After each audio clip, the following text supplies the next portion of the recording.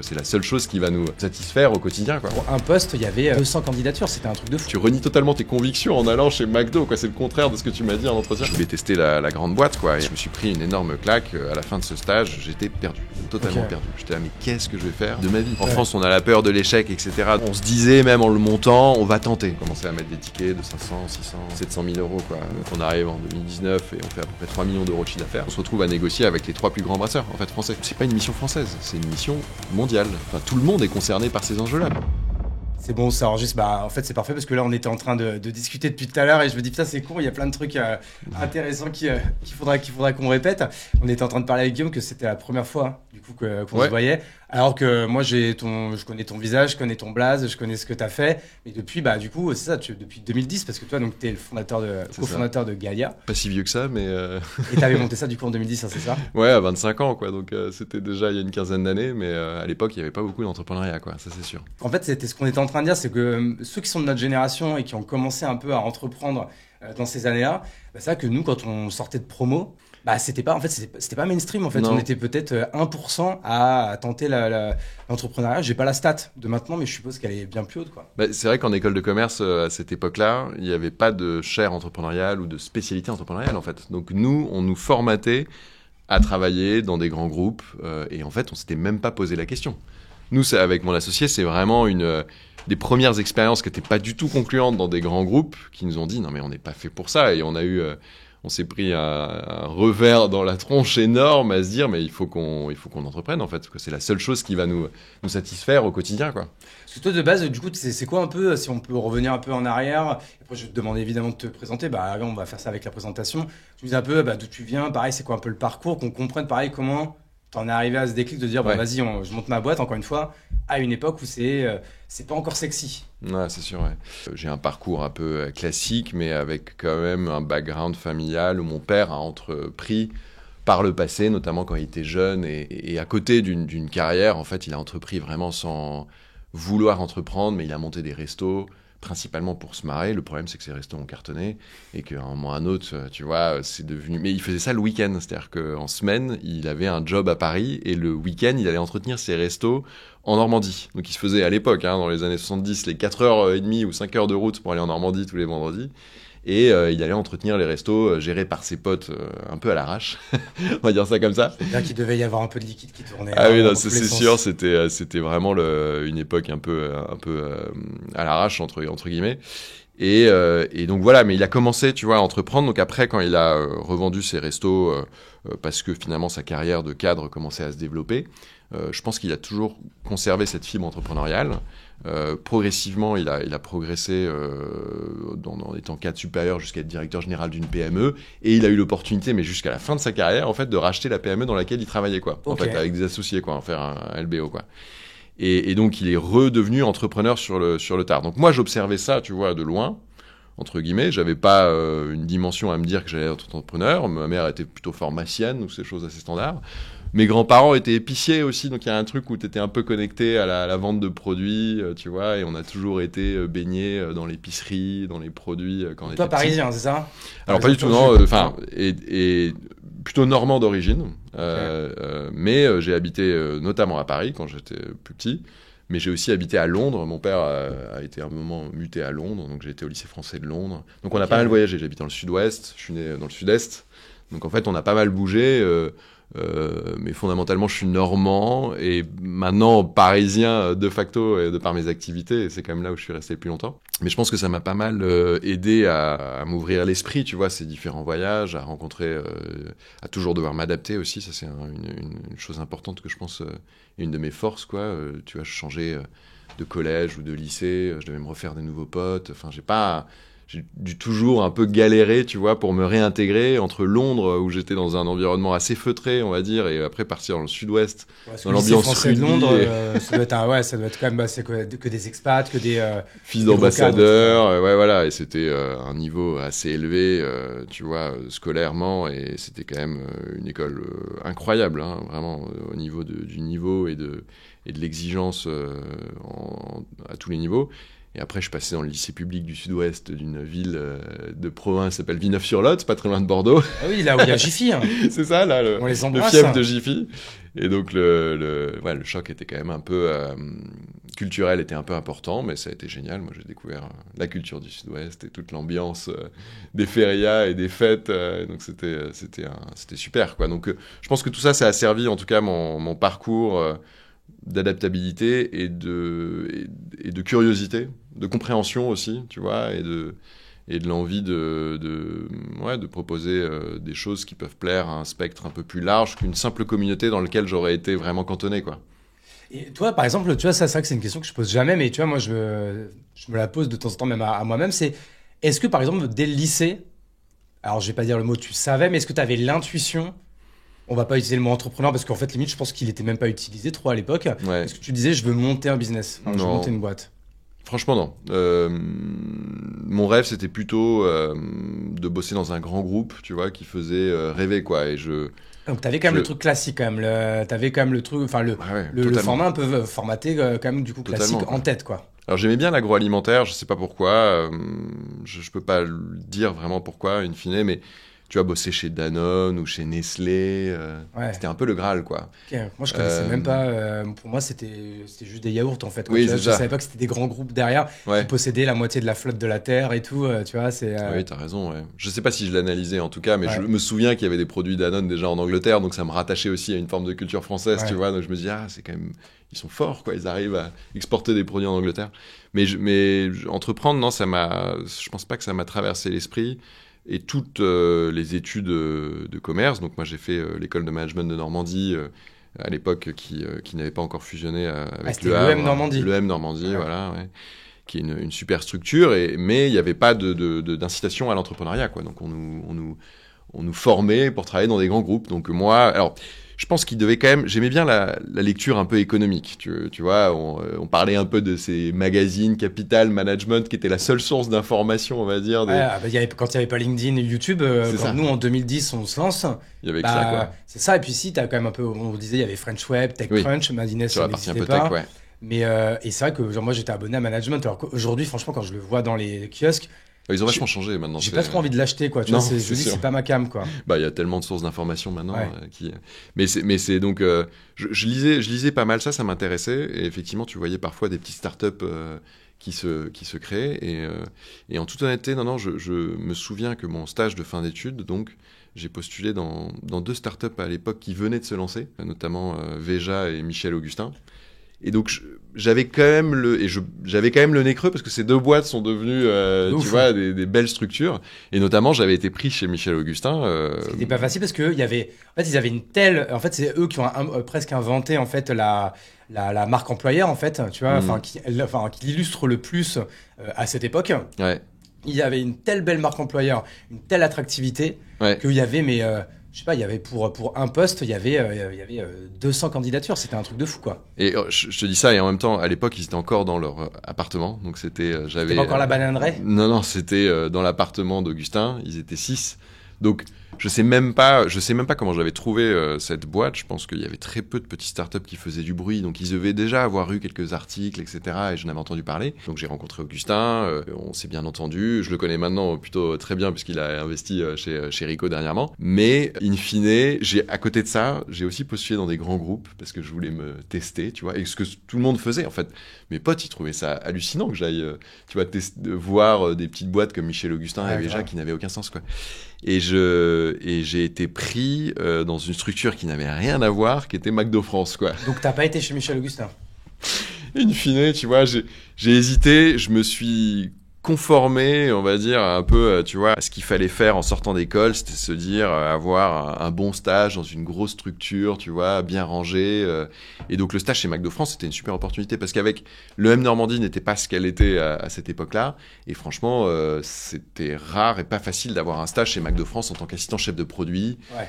Donc voilà, je suis rentré avec un peu frustré de me dire bon, j'ai dit non à Michel Augustin et d'ailleurs Augustin m'avait envoyé un mail un peu dégoûté en disant mais pourquoi tu renies totalement tes convictions en allant chez McDo, quoi, c'est le contraire de ce que tu m'as dit en entretien. Et c'est vrai, j'étais plutôt d'accord avec lui. Mais je voulais tester la grande boîte, quoi. Et en fait, McDo France, c'est un groupe qui était très sain et très sympathique, au demeurant. Mais au quotidien, ce que j'ai fait dans ce stage m'a déplu totalement. Principalement parce que j'étais un pion dans une grosse machine et que j'avais pas la sensation d'avoir un input, tu vois, important sur ce que je faisais. Bon, j'étais jeune, j'avais 21 ans, j'en demandais pas beaucoup, mais c'était pas très enrichissant et en fait, je me suis pris une énorme claque à la fin de ce stage. J'étais perdu, totalement perdu. J'étais là, mais qu'est-ce que je vais faire de ma vie? En fait, je peux pas aller bosser dans ces grands groupes, c'est horrible en fait. C'est vraiment une claque dans la gueule où je me suis dit, mais qu'est-ce que j'ai fait 5 années d'école de commerce, qu'est-ce que je vais faire derrière ça, quoi. Et au fur et à mesure, il y a la petite graine de l'entrepreneuriat qui m'a permis finalement de retrouver goût au métier, quoi, et à travailler, quoi. In fine, j'étais tombé vraiment de très haut en me disant qu'est-ce que j'ai bossé dans des bars à cette époque-là, j'ai conduit des 2 chevaux dans Paris, je faisais des petits jobs parce qu'en fait je voulais pas comme mes potes aller dans un grand groupe et avoir une voie toute tracée. En tout cas, ça me correspondait pas. Et c'est là, à ce moment-là, que j'ai commencé à m'intéresser à l'entrepreneuriat et à me mettre un peu dedans, quoi. T'arrives à te rappeler en fait quelles sont peut-être un peu l'addition en fait un peu des détails qui font qu'à un moment donné t'arrives jusqu'à la décision de allez, je me lance. C'est difficile ça quand même d'essayer de se rappeler de ça, mais en fait, souvent il n'y a pas un seul déclic en général, c'est une petite chose. Ouais, et puis ça devient une évidence quand je commence à me passionner de manière importante sur des idées, tu vois, que j'ai. Enfin, et donc en fait là, je commence à être en société avec des potes dans des soirées, etc. Et puis j'ai une idée en tête et j'arrête pas de parler de ça et je saoule même peut-être la personne en face de moi et je dis mais imagine si on pouvait faire ceci, on créerait cela, ça serait incroyable et tout. Et donc je sens que ça m'anime en fait énormément. Ouais, okay. Et ça c'est, tu vois, alors, les premières idées sont nullissimes. Combien de boîtes on a monté dans notre tête? Je pense que c'est ça. Il y a pas assez de numéros de sirette pour tu vois, je voyais le visage de la personne en face de moi qui devait se dire mais elle est nulle son idée vraiment. Mais bon, moi je sentais que j'étais animé et en fait cette tu vois animation, enfin cette envie, cette passion que j'exprimais à ce moment-là, je me disais c'est ça en fait qui est cool, quoi, en fait au quotidien, c'est d'avoir des convictions, des envies et une passion pour quelque chose, quoi.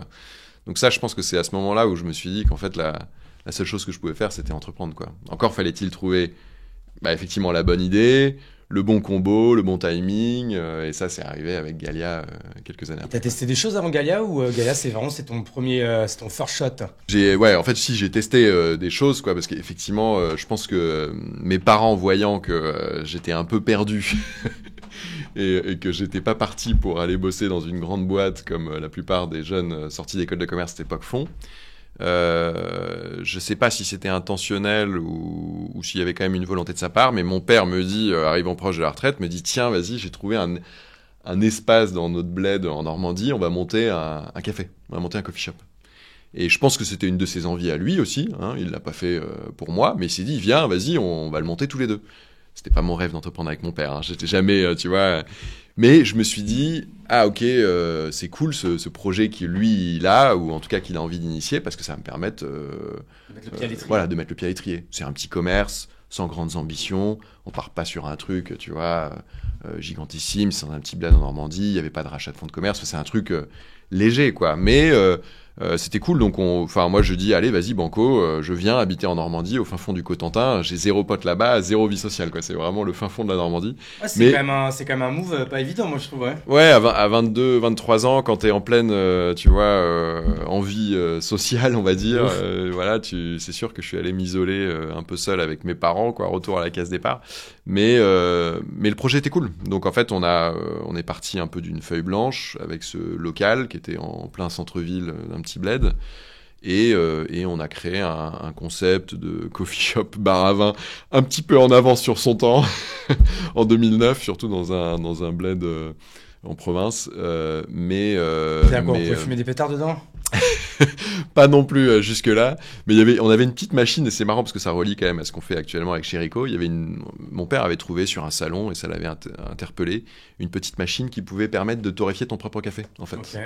Une petite structure qui avait été développée par 2 ingénieurs, et un truc qui n'existe plus aujourd'hui, mais le système fonctionnait bien. Donc en fait, on achetait du grain vert, on torréfiait nous-mêmes notre café. Incroyable. Qu'on pouvait moudre et qu'on conservait. Donc c'était un petit aujourd'hui je vais dire que des concepts comme ça il y en a partout, mais là la machine était vraiment compacte, donc c'était des tout petits batchs, etc. C'était pas un grand torréfacteur, et moi je me revendiquais pas torréfacteur, tu vois, c'était un peu bizarre, je me revendiquais comme venez déguster le café qui est fraîchement torréfié. En plus il y avait les odeurs, tu vois, de la torréfaction, donc c'était assez génial. Et voilà, mais en même temps c'était un petit bar à bière, bar à vin, bon c'est difficile quand même. Moi ça te met quand même un pied dans le sens où tu vois ce que c'est de monter une boîte, d'avoir de signer les paplards, de faire l'admin, faire des travaux, les devis, de faire des achats, de les revendre, de avoir ces sentiments de marge, tout ça et tout. Enfin, en fait, mine de rien, c'est une bonne école pour commencer à voir tout ce qui doit se passer, quoi, tu vois. Ouais, c'est clair. Effectivement, t'as raison, c'est une bonne école. Au quotidien, tu vois, ça restait un commerce. Il fallait essayer de trouver des moyens de faire plus de chiffre d'affaires, de ramener des gens. Et c'était un challenge. Je ressentais pas une pression énorme parce que c'était un petit projet et qu'on n'y jouait pas notre T'avais pas l'aspect risque en fait de l'entrepreneuriat. C'est ça, ouais. C'est ça que pour moi, j'ai pas les 3 points comme ça, mais c'est vrai que l'un des 3 points principaux pour dire c'est de l'entrepreneuriat, il faut qu'il y ait la notion de risque. Tu vois, s'il y a pas beaucoup de skin in the game, bon, c'est de l'entrepreneuriat confort, quoi. Mais c'est bien pour commencer. Moi, j'ai commencé par l'entrepreneuriat confort, tu vois, avant vraiment de me lancer vraiment dans le bain. Donc en fait, c'est pas une critique. Non, du coup, c'est une bonne école, tu vois. Ouais, c'est ça. Il y avait quand même un peu de risque parce que j'étais seul maître à bord. Mon père avait son job et tout, donc je devais quand même prendre toutes les décisions et tout, mais j'avais pas la sensation que si ça marchait pas, ça serait une véritable déception. Et quand même, en France, on a la peur de l'échec, etc. Donc on se disait même en le montant, on va tenter, tu vois. Et en fait, in fine, le concept n'a pas trouvé son audience, principalement parce que je pense que la zone de chalandise n'était pas énorme non plus. Et après, moi, j'ai eu aussi l'appel du large. Je rentrais de temps en temps à Paris quand j'arrivais à me libérer et à avoir notre autre salarié qui pouvait me remplacer. J'allais faire la fête à Paris et j'étais là quand même, ça me manque un peu, quoi, la vie parisienne, ou en tout cas la vie avec mes potes et compagnie. Mais c'est quand même là le déclic, c'est qu'à ce moment-là, moi, j'avais fait le choix de vendre une bière locale normande. Et cette bière locale normande, en fait, c'était assez rare, quoi. Il n'y avait pas de bière locale en 2008-9. Donc, c'est ça, encore une fois, que les gens se rendent compte. C'est vrai qu'aujourd'hui, des gens qui font leur propre bière, qui brassent leur propre bière, etc., bon, t'as envie de dire, franchement, il n'y a même pas un patelin qui n'a pas son brasseur de bière, quoi, à la limite. Ouais, c'est ça. Alors qu'il y a plus de 15 ans. En 2008-2009, il y en avait très peu. Il y avait quelques fermes brasseries, mais plutôt, le marché s'était concentré, donc il y avait de moins en moins de brasseries.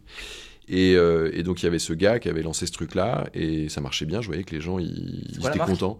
Ça s'appelait Poussé et ça n'existe plus. Ouais, ça veut dire... Non, ça a duré 2-3 ans, tu vois. Mais bon, le gars, on l'a rencontré. On a un peu, tu vois, on l'a rencontré. Je dis ça parce qu'assez rapidement, j'en parle à mes potes lors de mes soirées parisiennes et je sens que Jacques, un de mes potes, ça le chauffe pas mal, notamment parce que lui-même avait voulu ouvrir une microbrasserie sur la ferme familiale. Lui, il est issu de Picardie, donc des fermes familiales, il y en a plein là-bas. Et il s'était dit à un moment ou à un autre avec ses frères, on va monter une microbrasserie, donc bien avant aussi la hype, pour créer de la valeur sur des produits agricoles de la ferme, tu vois. Là, c'est clair, on commence à voir un peu le chemin. Ouais. Là, tu vois, c'est des choses qui... tu vois, ça s'est rejoint, quoi. Ils l'ont pas fait, c'est resté au stade de dossier et de business plan. Mais l'idée lui plaisait. Et je le savais, parce qu'on en avait parlé à ce moment où il avait fait ce dossier, qui était un dossier qu'il avait rendu lors d'un dossier scolaire, en fait, tu vois. Et donc, à un moment ou à un autre, on rencontre ce gars, et on se dit tout simplement, nous trois, donc avec ce gars qui avait fait cette bière normande, on se dit, le faire en Normandie, c'est génial, mais le faire à Paris, avec 12 millions d'habitants et 30 millions de touristes, c'est une porte ouverte incroyable. Donc en fait, là, ça nous paraît comme une évidence. On fait un constat. Que dans les bars à Paris en 2009-10, il n'y a que de l'accro, il n'y a que de la Heineken, il n'y a que de la Amstel, et que les gens, peut-être, peuvent se chauffer pour boire une bière locale, quoi. Donc à ce moment-là, ça qu'on essaie de se remettre là-dedans. Moi, j'essaie de me rappeler où est-ce que j'étais en 2010. Ok, c'est bon. Quand tu vas dans un bar, il n'y a pas... tous les logos là un peu sympas, etc. et tout. Il y a les bières belges qui marchent bien. Un petit peu, genre la chouffe, la rince cochon. C'est ça. Donc les bières belges, les gens et des bières françaises, il n'y en a pas.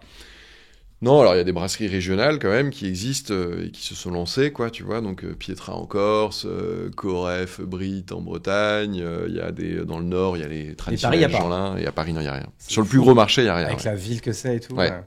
Donc c'était Galia à Paris. La C'est marque, ça. vous aviez le droit de ça d'ailleurs? On a le droit ou... Donc une fois qu'on Ouais, on vas-y, se tu vas dit, raconter. effectivement, le constat, il est là, et surtout, en fait, ce constat, il est validé par ce qui se passe à l'étranger, en fait. Et comme nous, on a un peu voyagé aussi, tu vois, de par le passé, on voit qu'à Londres, il y a une bière locale qui réapparaît, qui cartonne. On voit qu'à New York, il y a la Brooklyn Lager, qui était, à cette époque-là, le Graal, tu vois, et celui que tout le monde observait. Il avait même écrit un bouquin, le fondateur, qu'on avait lu, tu vois. Et la Brooklyn Lager, c'est un carton mondial, quoi. Et puis c'était aussi à l'époque où tout le monde se hipsterisait, commençait à s'hipsteriser. Ouais, c'est l'époque des hipsters. Ouais. Alors, on parlait de la brooklynisation du monde. Et donc voilà, donc on se dit, à Paris, une ville aussi touristique et aussi, tu vois, quand même atypique ou cool, où enfin, il y avait quelque chose à raconter, quoi, autour de Paris. Paris se doit d'avoir une bière. Ça nous paraissait comme une évidence. Donc, si c'était pas nous, ça allait être d'autres personnes. Mais du coup, vous voulez vous chauffer pour le faire avec le mec de Normandie ou vous voulez le faire que tous les deux avec Jacques? Alors on se pose la question et au début on se dit lui il a déjà un peu d'expérience, il a un peu de bouteille. En fait à cette époque-là le mec il est quand même plus vieux que nous aussi, donc on se voit plusieurs fois avec ce gars-là et in fine, avec Jacques on se connaît bien, quoi. On est potes déjà depuis 5-6 ans et on se dit nous on se connaît, lui on le connaît finalement pas très bien, une association c'est quand même pas évident, alors on va le faire tous les deux. Vous avez raison, ouais. Ouais, voilà, tu vois, sachant que lui, il était OK pour s'associer, mais pas pour être actif, tu vois, opérationnel. Donc c'est ça, en fait, la clé, quoi. C'est quand même d'être... Et ça, donc du coup, c'est un bon conseil qu'on peut donner aux gens. En fait, il y a un truc qui paraît être une bonne idée à l'instant T. 9 fois sur 10, ce sera pas une bonne idée, même dans un an. Donc, en général, ne filez pas des parts parce que vous pensez qu'un mec va vous faire gagner 1 mois ou 2, quoi, en fait. Surtout à des gens qui sont non opérationnels, quoi. En fait, je trouve que c'est Le non opérationnel, au pire, franchement, le max, vous filez 1, voilà. 2%. Quelques pourcentages parce que c'est une personne qui va vous ouvrir des portes ou parce que c'est un influenceur ou un 5 ambassadeur. grand max, quoi, voilà, Ouais, voilà. Jamais plus, quoi. Mais sur les opérationnels, il faut que les gens, quand même, aient le max d'equity. Soit incentivé, Donc avec Jacques, voilà, non, on monte, donc in fine, on décide de se lancer dans ce projet-là et après, on fait tout le travail initial de comprendre comment on brasse une bière. Donc on fait une formation. C'est sexy, monter une marque, c'est sexy, le B2C, c'est sexy. Monter une marque de bière, c'est génial. Oui, sur le papier. Se dire qu'on va la brasser soi-même, c'est génial. Ouais. Mais après, dans l'exécution, on n'est pas un G, vous avez choisi quand même peut-être le chemin le plus difficile en fait quand même. Ouais, et puis on n'est pas brasseur, on n'est pas globalement c'est souvent des formations agro ou des formations à ingé, quoi, tu vois, les personnes qui brassent des bières ou qui sont ingénieurs brasseurs. Donc on va se former dans un petit lycée agricole à Douai. À l'époque, c'est la seule formation qu'il y a, qui est une formation complémentaire. Hein, c'est donc cool, c'est quand même c'est dire vas-y on fait ce pas en arrière, on va quand même se former. Ouais. L'idée en fait c'est que l'idée tout de suite, bon c'est un peu évident ce que je veux dire, mais c'est que tout de suite plus que faire une belle marque, vous voulez faire une bonne bière. Ça nous paraît évident, quoi, qu'il faut qu'il y ait un combo marque et produit qui soit différenciant, quoi. Et donc si on arrivait juste avec une bière étiquette, ce que faisait finalement le confrère Normand, c'était peut-être un peu trop, un peu risqué, quoi. Elle était très bonne, mais en fait, elle n'avait pas une différenciation qui faisait que tu te disais, cette bière, elle est unique, quoi, tu vois. Donc nous, on avait besoin à minima de comprendre comment on pouvait faire une bière unique, tu vois, et ça, c'était primordial, quoi. Donc on peut pas se revendiquer brasseur aujourd'hui, et puis après, on s'est fait accompagner par des brasseurs incroyables qui avaient une créativité en eux que nous, on n'aura jamais. Notre force, elle était plutôt dans l'accompagnement de la société, de la marque et de la brasserie. Mais il fallait qu'on comprenne, tu vois, comment ça fonctionnait, quoi. Donc ça nous paraissait évident. À l'issue de cette formation, on pouvait pas vraiment se revendiquer brasseur parce qu'il nous manquait une petite étincelle ou un truc en plus. Mais en tout cas, on avait les bases pour commencer à faire des tests chez nous, un peu à l'arrache, et puis pour commencer aussi à avoir des partenaires, parce qu'in fine, à l'époque, ce qu'il faut se dire, c'est que monter une brasserie, t'allais voir un banquier, il disait non mais ça se finance pas en fait une brasserie, les gars. C'est des cuves en inox. Nous on disait mais c'est des cuves en inox, regarde, tu les achètes, si jamais ça marche pas, on les revend et tout. Ouais mais non mais ça rentre pas dans mon formulaire, tu vois. Je finance pas ce genre de truc, quoi. Alors que c'est quoi le ticket d'entrée du coup pour lancer une brasserie digne de son? Et attends, on n'a pas encore parlé le fait que vous voulez le faire dans Paris, donc du coup il vous faut de l'espace. C'est quoi le ticket d'entrée pour lancer ce type de boîte? Tu peux, en fait, la brasserie en général, ça reste quand même de l'artisanalo-industrie. Et donc en fait, là où c'est compliqué, c'est de calibrer du matériel pour monter en puissance dans du volume. Et en fait, la plupart des brasseurs, là où ils ont des complications, c'est qu'ils vont investir dans un matériel et au bout de 2 ans, ils vont être à saturation. Donc il faut qu'ils réinvestissent dans du nouveau matériel. Donc c'est déjà trouver la bonne taille, tu vois, par rapport à ton ambition. Ouais. Et tu peux commencer doucement avec quelque chose qui va te tourner autour des 150-200 000 euros. Ce qui est déjà quand même un ticket. Hein, Ce qui est déjà un ticket quand tu n'as pas vraiment de vente ou que tu n'es même pas sûr d'avoir une traction commerciale. Mais donc ça reste un produit, tu vois, industriel. Tu peux pas commencer vraiment dans ta cuisine, quoi. Mais voilà, si tu veux commencer à être sérieux, il faut commencer à mettre des tickets de 500, 600, 700 000 euros, quoi. Du coup, vous allez mettre quoi? Bah nous, alors au début, parce que on est vraiment les tout premiers à défricher ce marché et qu'il y a personne et qu'on galère, quoi, parce qu'on est jeune et que personne nous soutient financièrement. Au début, on va trouver un partenaire en fait qui va brasser notre bière. Tu vois, on n'a pas le choix, on peut pas monter une usine. Mais vous racontez quand même tout de suite l'histoire, et je dis ça encore une fois de manière positive, hein, pas l'histoire en mode de raconter des cracks, mais en mode storytelling, marketing, branding. Vous racontez, voilà, on brasse notre bière à Paris, etc. Bah, alors, moi, tu vois, c'est le souvenir le plus lointain que j'ai quand j'entends parler pour la première fois de Galia.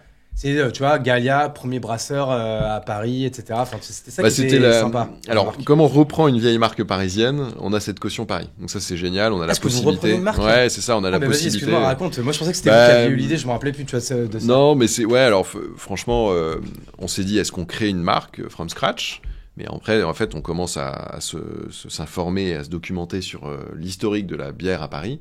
Et en fait, on voit qu'il y avait plein de brasseries, qu'elles ont toutes fermées, et qu'il y avait quelques marques qui étaient jolies. Notamment, il y en a une qu'on trouve géniale, qui s'appelle Galia, qui est une marque avec un coq, le logo, qui a gagné une médaille d'or à l'exposition universelle de 1900, qui a une histoire dans le 14e arrondissement, ou encore dans les catacombes carrières de Paris actuellement, il y a des vestiges de la brasserie. Donc, il y a plein de trucs sur lesquels on peut se raccrocher. Et donc cette marque, assez simplement, aujourd'hui, elle appartient à plus personne. On arrive à retrouver les descendants, qui ne sont plus du tout dans la bière, hein, mais depuis 50, 60 ans. Ils sont encore propriétaires de la marque, du coup, ou pas? Et ils sont plus propriétaires de la marque, puisque la marque avait été vendue à une structure qui elle-même a été revendue à Heineken, en fait. C'est drôle, mais les derniers propriétaires de Galia, c'était Heineken, avant que... Ah, c'est fou. Ils rachètent l'entreprise plus tard. Mais ils ne le savaient pas. Enfin, tu vois, les brasseries, à l'époque, il y avait de la concentration de marché. Ils rachetaient des portefeuilles de plein de marques. Et puis, il y en avait qui étaient pourris. Et donc, tu vois, ils maximisaient sur leur force. Et à l'époque, Galia a été laissé tomber de manière assez un peu normale, quoi, tu vois. Donc, vous prenez la marque gratos, du coup. On la dépose à l'INPI. Les descendants nous donnent leur accord moral. C'est ce qu'on voulait. Parce qu'en fait, tu vois, on voulait s'approprier l'histoire. Et en fait, on rencontre un descendant passionné et passionnant qui nous dit mais moi je serais hyper fier que des jeunes relancent la marque, de toute façon j'en ai pas la propriété donc vous pouvez le faire, mais je serais ravi de vous léguer plein d'éléments de l'histoire pour que vous puissiez vous l'approprier. Des photos ou des choses comme ça. Ouais, des vieilles photos de ses grands-parents, de la brasserie. Donc en fait on se sent quand même investi, tu vois, et on n'est pas descendant de la marque mais on se sent quand même investi.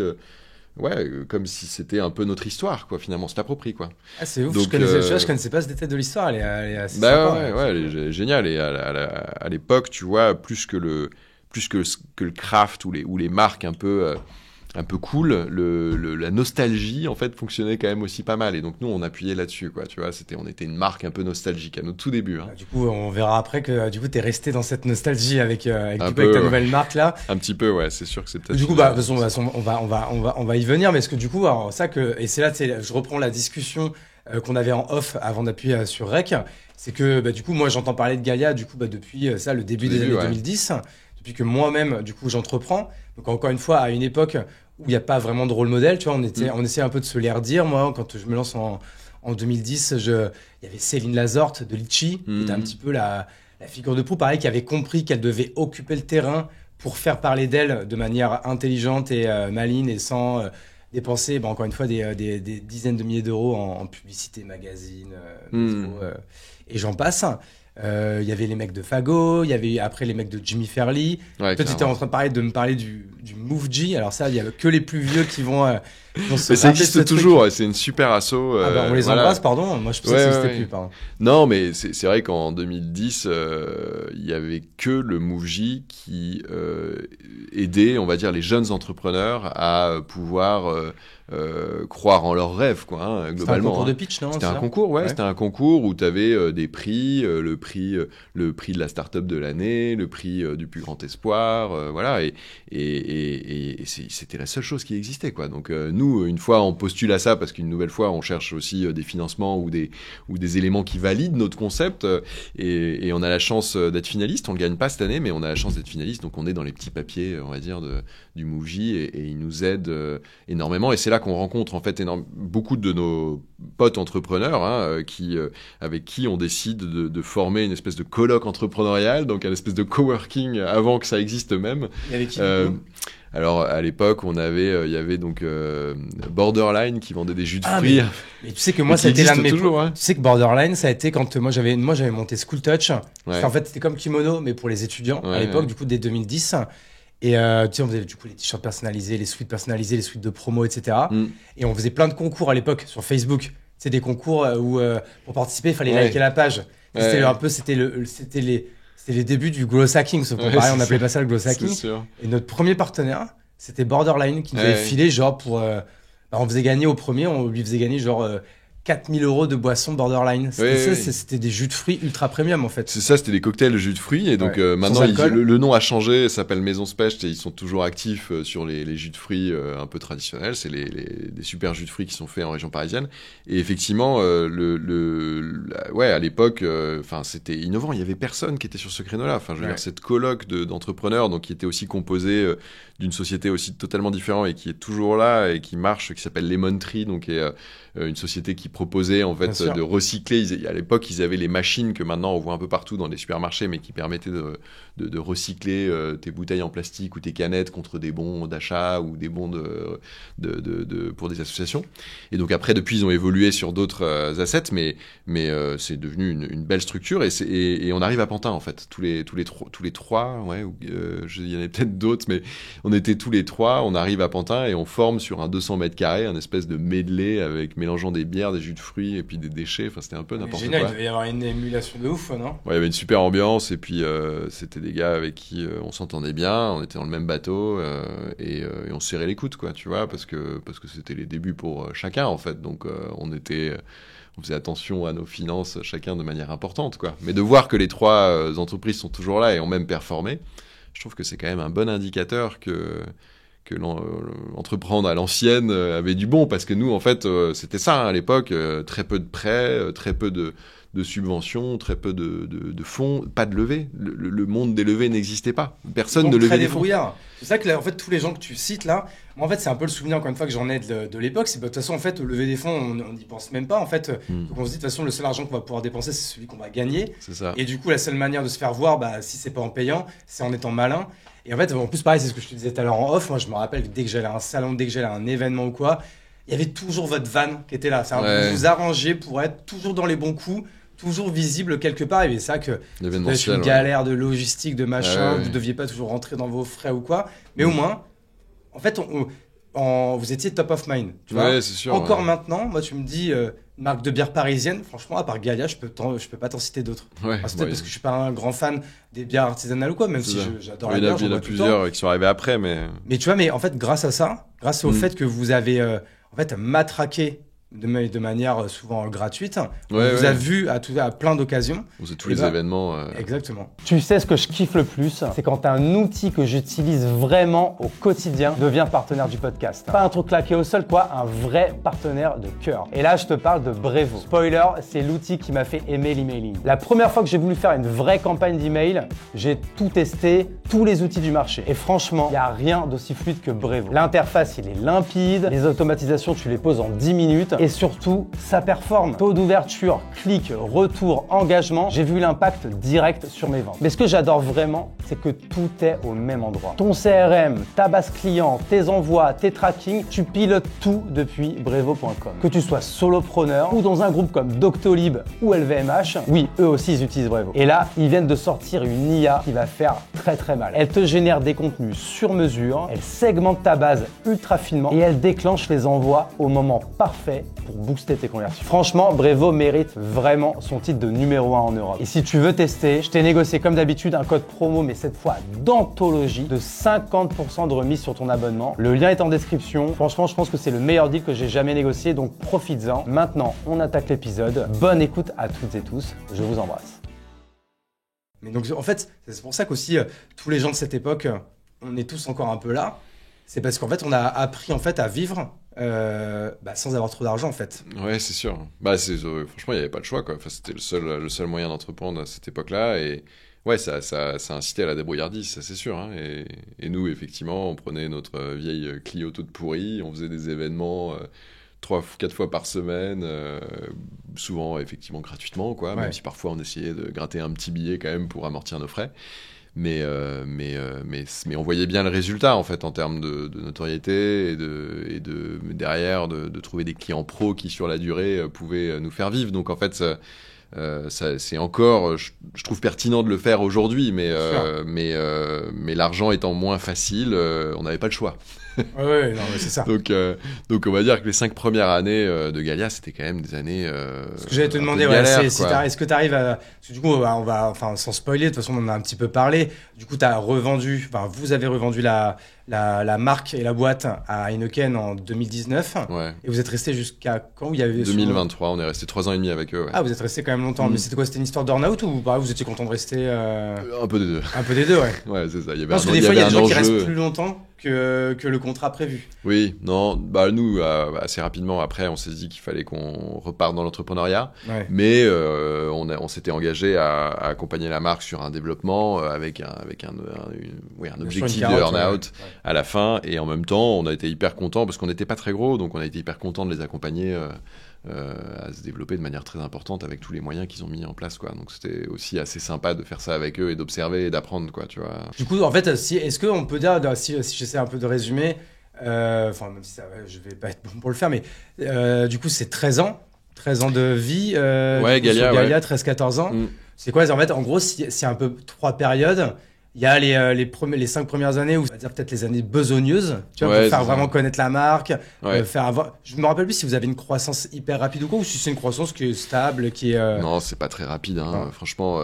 Oui, donc c'est ça, donc c'est besogneux les 5 premières Ouais, années. c'est besogneux et c'est l'entrepreneuriat à la dure, mais toujours avec suffisamment d'éléments pour y croire, tu vois, malgré le fait qu'on se paye quasiment pas, voilà, bon, à cette époque-là, on n'a pas beaucoup de responsabilités personnelles, pas de famille ou quoi que ce soit, donc tu vois, on peut encore se le permettre entre guillemets, mais moi au début je bosse à côté et tout, tu vois, enfin on galère, mais on y croit toujours, parce qu'en fait le plus dur c'est de se dire à un moment ou à un autre, ok, t'y crois plus et t'abandonnes, quoi, et t'as plus de sous, et voilà, donc on arrive à s'en sortir, on arrive quand même à faire une espèce de levée un peu atypique à cette époque-là, avec un fonds de défiscalisation ISF qui n'existe plus, puisque l'ISF n'existant plus, mais à l'époque il y avait les souscripteurs à l'impôt sur la fortune avaient la possibilité de ne pas le payer s'ils investissaient dans des startups, en fait. Putain, Ouais. ça aurait été trop bien ça. Oui, une fois qu'ils ont supprimé l'ISF, ils ont supprimé cette niche fiscale Ah, qui ok. n'a pas duré très longtemps. Mais donc on a trouvé un peu des fonds comme ça, et ça nous a permis quand même de tenir les premières années. Et en fait, donc les 5 premières années, c'était t'es en avance sur ton marché, en fait. Et c'est ça que tu ressens, en fait. On ressent que le marché il va arriver, mais que pour l'instant, tu vois, on brasse du vent parce que voilà, parce que effectivement, les réseaux de distribution sont pas prêts. Les bars sont là, ouais, ça me saoule. Les supermarchés sont là, non, mais pas une nouveauté. Et donc, en fait, en 2014-2015, quand t'as vraiment ce phénomène est en train de se réaliser de manière importante, là, c'est tous les concurrents qui arrivent. Donc, on passe de 2-3 brasseries en 2010, 2011, 2012 avec des précurseurs à 40 projets en 2015. Mais du coup, vous aviez 5 ans d'avance, vous. C'est ça, en fait, l'avantage. On avait 5 ans de galère, 5 ans d'apprentissage auprès des Auvergnats de Paris. On embrasse aussi. Qu'on embrasse, mais de tous ces réseaux, en fait, que quand tu les connais pas et que quand tu les découvres, bah, tu dois avoir une courbe d'apprentissage pour savoir comment sont les codes et comment ça se passe, la distribution en CHR à Paris, quels sont les us et coutumes, comment tu finances un tirage pression, comment tu t'intègres dans les établissements.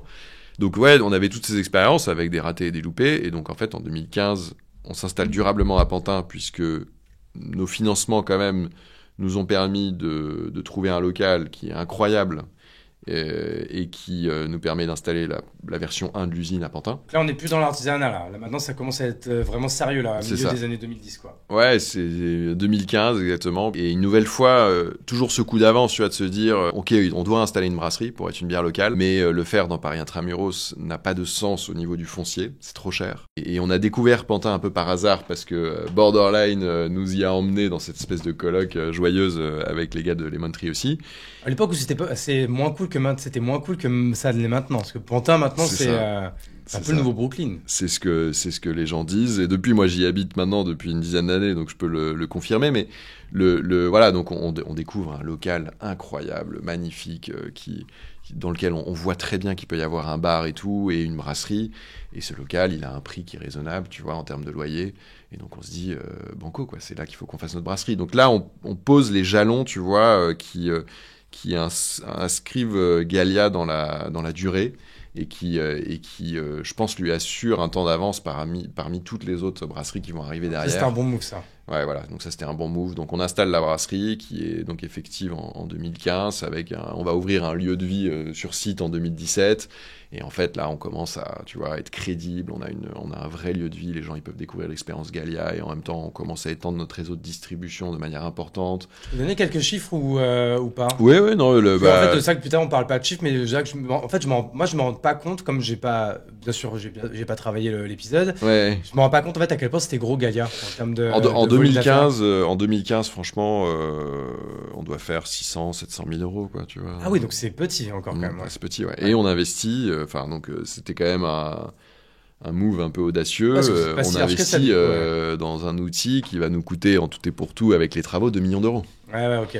Donc on est totalement dans un truc où tu investis dans un outil bien supérieur à ton chiffre d'affaires. Mais les banques, là, vous discutez avec elles. Là, quand tu arrives, tu as 5 bilans, tu as une marque, tu montes quand même un semblant de croissance. Bon, et puis les banquiers commencent à l'époque déjà ou... Alors on n'a jamais perdu beaucoup d'argent parce qu'on a toujours fait attention à nos sous. Vous étiez vers l'équilibre, quoi. Mais on était vers l'équilibre. Ouais, okay. Et tu vois, et on pouvait financer une usine à 2 millions d'euros tout en restant à l'équilibre. Là, ce qui est bizarre, c'est qu'entre 2010 et 2015, les banquiers commençaient à y croire. Pourquoi ? Parce que tout le monde a lu des articles sur les succès des bières artisanales à l'étranger, sur l'arrivée de cette mouvance-là. Donc là, on commence à rentrer dans la case. Bon, ok, financement matériel possible, puisque après, on pourra le revendre si ça marche pas, tu vois, en gros. Donc, les banques nous suivent sur le financement du matos, surtout que nous, on choisit la Rolls du matériel de brassage, un matériel allemand tip-top qui nous permet d'assurer une qualité de produit importante, parce que tu parlais au début aussi, avec l'arrivée de toutes ces nouvelles micro-brasseries en 2015, il y a à boire et à manger, quoi. C'est vraiment le cas de le dire. Donc, il peut y avoir des brasseries qui sont un petit peu moins exigeantes sur le produit, et nous, on veut la meilleure bière, tu vois, pour être sûr de conserver notre temps d'avance. Et donc, on se paye la Rolls des brasseries, et là, tout est lancé, quoi. Vraiment, on commence à arrive dans la deuxième, dans la deuxième phase, qui est la phase qui est la phase vraiment où là, ça explose. Ouais, donc 2015-2019, 3 années de rentabilité. Donc on arrive en 2019 et on fait à peu près 3 millions d'euros de chiffre d'affaires. Donc tu vois, on passe de 700 000 à 3 millions d'euros de chiffre d'affaires. Une vraie croissance. Une vraie croissance. Voilà, on peut pas exploser le plafond de verre, ça reste de la bière malheureusement. Et aujourd'hui, avec les outils digitaux, c'est peut-être plus simple d'exploser les plafonds de verre. Mais dans la bière, il y a quand même une inertie qui fait qu'il faut qu'on aille gagner bar par bar. Donc on peut pas passer de 700 000 à 10 millions en 3 années. C'est impossible, physiquement impossible. Mais 3 millions, déjà, tu commences à être sérieux dans le game de la microbrasserie, tu vois. On est la plus grosse microbrasserie parisienne à ce moment-là. Et tous les brasseurs, on va dire, régionaux ou nationaux commencent à se dire, ok, ils sont pas là pour rigoler, quoi. Tu vois, à ce moment-là, on a signé des chaînes comme Big Fernand, où on est la bière officielle, on est dans certains TGV, donc on commence à avoir on est dans des monoprix, donc on commence à être un peu sérieux. C'est-à-dire que là, en fait, à ce moment-là, sur ce marché-là, faire 3 millions d'euros, c'est être un acteur hyper sérieux, parce qu'en fait, à côté de ça, t'as Heineken, Kronenbourg, Amstel, qui font des milliards d'euros, mais peut-être des centaines de millions d'euros, quoi. Oui, des milliards, d'euros en France, ouais.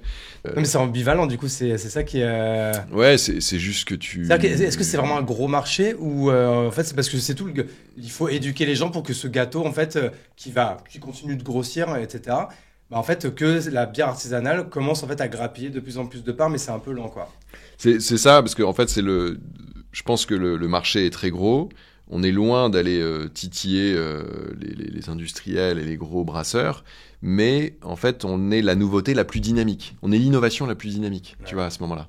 C'est-à-dire que eux, ils ont des innovations, les DSP et autres, par exemple, pour Heineken, qui marchent très bien à cette période-là, mais celle qui connaît la plus forte croissance, bon, en partant de zéro, c'est les bières craft, c'est les bières artisanales, notamment l'IPA, qui est un phénomène qui, à ce moment-là, se développe et que les industriels ne peuvent pas proposer parce qu'ils n'ont pas ce savoir-faire finalement de houblonnage des bières. Et donc, je pense que de leur côté, ils se disent, attention, warning, il y a un phénomène qui est en train de se lancer, sachant qu'aux États-Unis, qui a toujours un marché qui a 10-20 ans d'avance, si les microbrasseries à cette époque, en 2015, en France, font 0,1% de part de marché, aux États-Unis, elles sont déjà montées à 5, 8. Donc là, énorme, du coup. Ça commence à être sérieux. Donc tu vois, tu peux pas rester inattentif à ce phénomène. Et il y a une forme de fear of missing out, donc de la part des industriels qui se disent, moi, je veux être acteur de ce marché du craft qui est en train de se développer. Et donc le meilleur moyen d'en être acteur, c'est d'acquérir une de ces microbrasseries, quoi. Et alors, du coup, comment le rapprochement et les discussions avec tous ces grands acteurs se fait? Est-ce que c'est vous qui allez les chercher ou est-ce que un jour, il y en a un qui vient vous chercher et là, vous vous dites, bon, on n'avait pas prévu ça maintenant, mais pourquoi pas? Bah, c'est un peu ça. Globalement, nous, on est la boîte est rentable donc depuis 3 ans. Elle grossit sereinement. On a que des... On voit bien que la brasserie a le mojo, que les gens adorent la brasserie Gallia, le lieu est plein toute la semaine à Pantin. Donc en fait, on est dans une dynamique où c'est un bonheur au quotidien de travailler, on s'entend bien entre collègues, on se marre bien. Enfin, il y a une dynamique, tu sais, de start-up où tout est rose, tout est sympa. Et donc voilà, on fait un salon de bière et puis on est voisin d'une marque du groupe Heineken. Et là, on commence à rigoler avec le gars, tu vois, d'Heineken. On commence à gentiment le titiller, tu vois, sur sa bière. On dit, alors, c'est quoi cette nouveauté? Et le gars est assez sympa avec nous, il a du répondant, tu vois, et donc il commence à nous dire un peu, ah, mais vous savez quand même, ça serait intéressant que je vous fasse rencontrer des gens chez Heineken, juste pour discuter, quoi.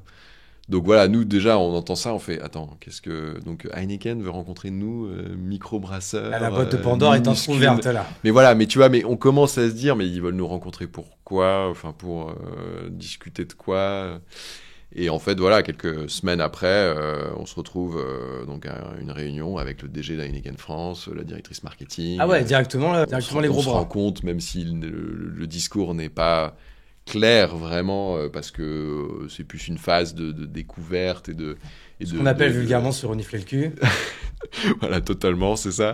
Et donc, mais voilà, mais on comprend à un moment ou à un autre qu'Heineken se dit qu'ils veulent être acteurs de ce marché naissant de la craft et des IPA notamment, et que nous, ils ont fait des listes, tu sais, en interne, tu vois, de brasseries qui trouvaient qui cochaient toutes les cases, et nous, on est même top of the list, quoi. Ouais. Mais ça, on l'avait pas du tout anticipé, quoi. On est top of the list, quoi. Combien de temps il se passe entre du coup ce salon, bon, on va dire après ce premier rendez-vous, entre ce premier rendez-vous et le jour où vous signez vraiment les contrats de rachat d'M&A côté Heineken? C'est long, je dirais 1 an et demi, quoi. Ouais, donc c'est quand même une longue discussion. Mais je trouve que c'est assez classique avec les grands groupes comme ça se fait pas sur un coup de tête. Oui, c'est ça. Et puis nous, on tombe des nues, quoi. Franchement, on s'attendait pas. On n'avait pas fait ça pour ça, tu vois. Donc en fait, déjà, on sort de ce rendez-vous, on est là, mais attends, qu'est-ce qu'ils nous disent? Ils nous disent qu'ils sont intéressés. J'ai pas compris, en fait. Et donc on n'y croit pas, quoi. Donc après, il y a tout le process, nous, de notre côté, de se dire, ah, mais en fait, on peut vendre une boîte, en fait, c'est quelque chose qui existe, en fait. Tu vois, on n'avait pas fait ça pour ça, nous. Il y a un adage qui dit que quand l'argent est sur la table, il faut au moins s'asseoir pour discuter, quoi. Et ça, je suis totalement d'accord. Donc, à un moment ou à un autre, tu vois, ils veulent nous faire une proposition ou ils veulent rentrer dans une discussion. Nous, on n'avait pas anticipé ça, mais on va pas refuser la discussion. Enfin, notamment parce que là, à ce moment-là, on se confronte, tu vois, à des problématiques de développement pour la brasserie qui nécessitent des refinancements pour monter une usine plus importante, pour aller distribuer la bière plus largement. Donc, en fait, on se dit, mais si on a Heineken à nos côtés avec leur force de distribution, leur force de brassage, etc., on a moins de limites, quoi, tu vois. Oui, donc, et plus on va valoriser aussi 9 ans de travail, dont 5 ans de travail très besogneux. Ouais. C'est normal. Enfin, en fait, je veux dire, c'est aussi normal. En effet, on fait pas ça comme ça. Et ça que les gens, j'allais dire les civils, ne nous croient pas quand on leur dit qu'on fait pas ça vraiment pour l'argent. Enfin, c'est pas quand on regarde, quand on monte l'escalier, c'est pas genre, c'est pas l'achievement final. Non, C'est c'est juste clair. que c'est une étape qui évidemment est confortable, agréable, mais qui est, comme son nom l'indique, une étape en fait. Sachant qu'après, il faut que ce soit aussi raccord avec l'ambition que tu as pour ta marque. Et nous, on ressentait que cette bière et cette marque Gallia, elle avait du potentiel. Et on n'avait pas envie de se rester cantonné, tu vois, à notre petite région parisienne, quoi. On voulait que cette marque, elle existe au national, à l'international. Enfin, on avait de l'ambition, quoi, Ouais. de l'envie, tu vois, de partager ça au maximum de monde, quoi. Quand on voyait les succès internationaux de Brooklyn, etc., ça nous faisait rêver. Donc en fait, à un moment ou à un autre, tu vois, dans l'équation, effectivement, s'adosser à un gros brasseur avait du sens. Donc une fois qu'on rentre dans cette discussion, quand même, on prend quelques conseils et qui nous disent aussi, mais si vous en avez un qui est intéressé, peut-être que les autres le seraient aussi. Ça, c'est qui vous conseille ça? Ah, Enfin, sans donner de nom, mais non, en fait, ouais, quel type? C'est quoi? Vous êtes tout de suite, vous avez pris comment on appelle ça, un avocat spécialisé en M&A? Alors on a notre avocat nous qui nous suit depuis longtemps et qui nous aide sur nos pactes d'actionnaires et sur tu vois plein d'enjeux de contrats et d'actionnariat. Donc lui effectivement nous dit ça et après on rencontre quelqu'un un peu par hasard quoi qui nous dit bah il y a un momentum à un moment ou à un autre. En fait, il faut faire fonctionner aussi la concurrence d'une certaine manière parce que avoir un acheteur c'est bien, mais en avoir deux c'est le Graal quoi, tu vois. Ouais.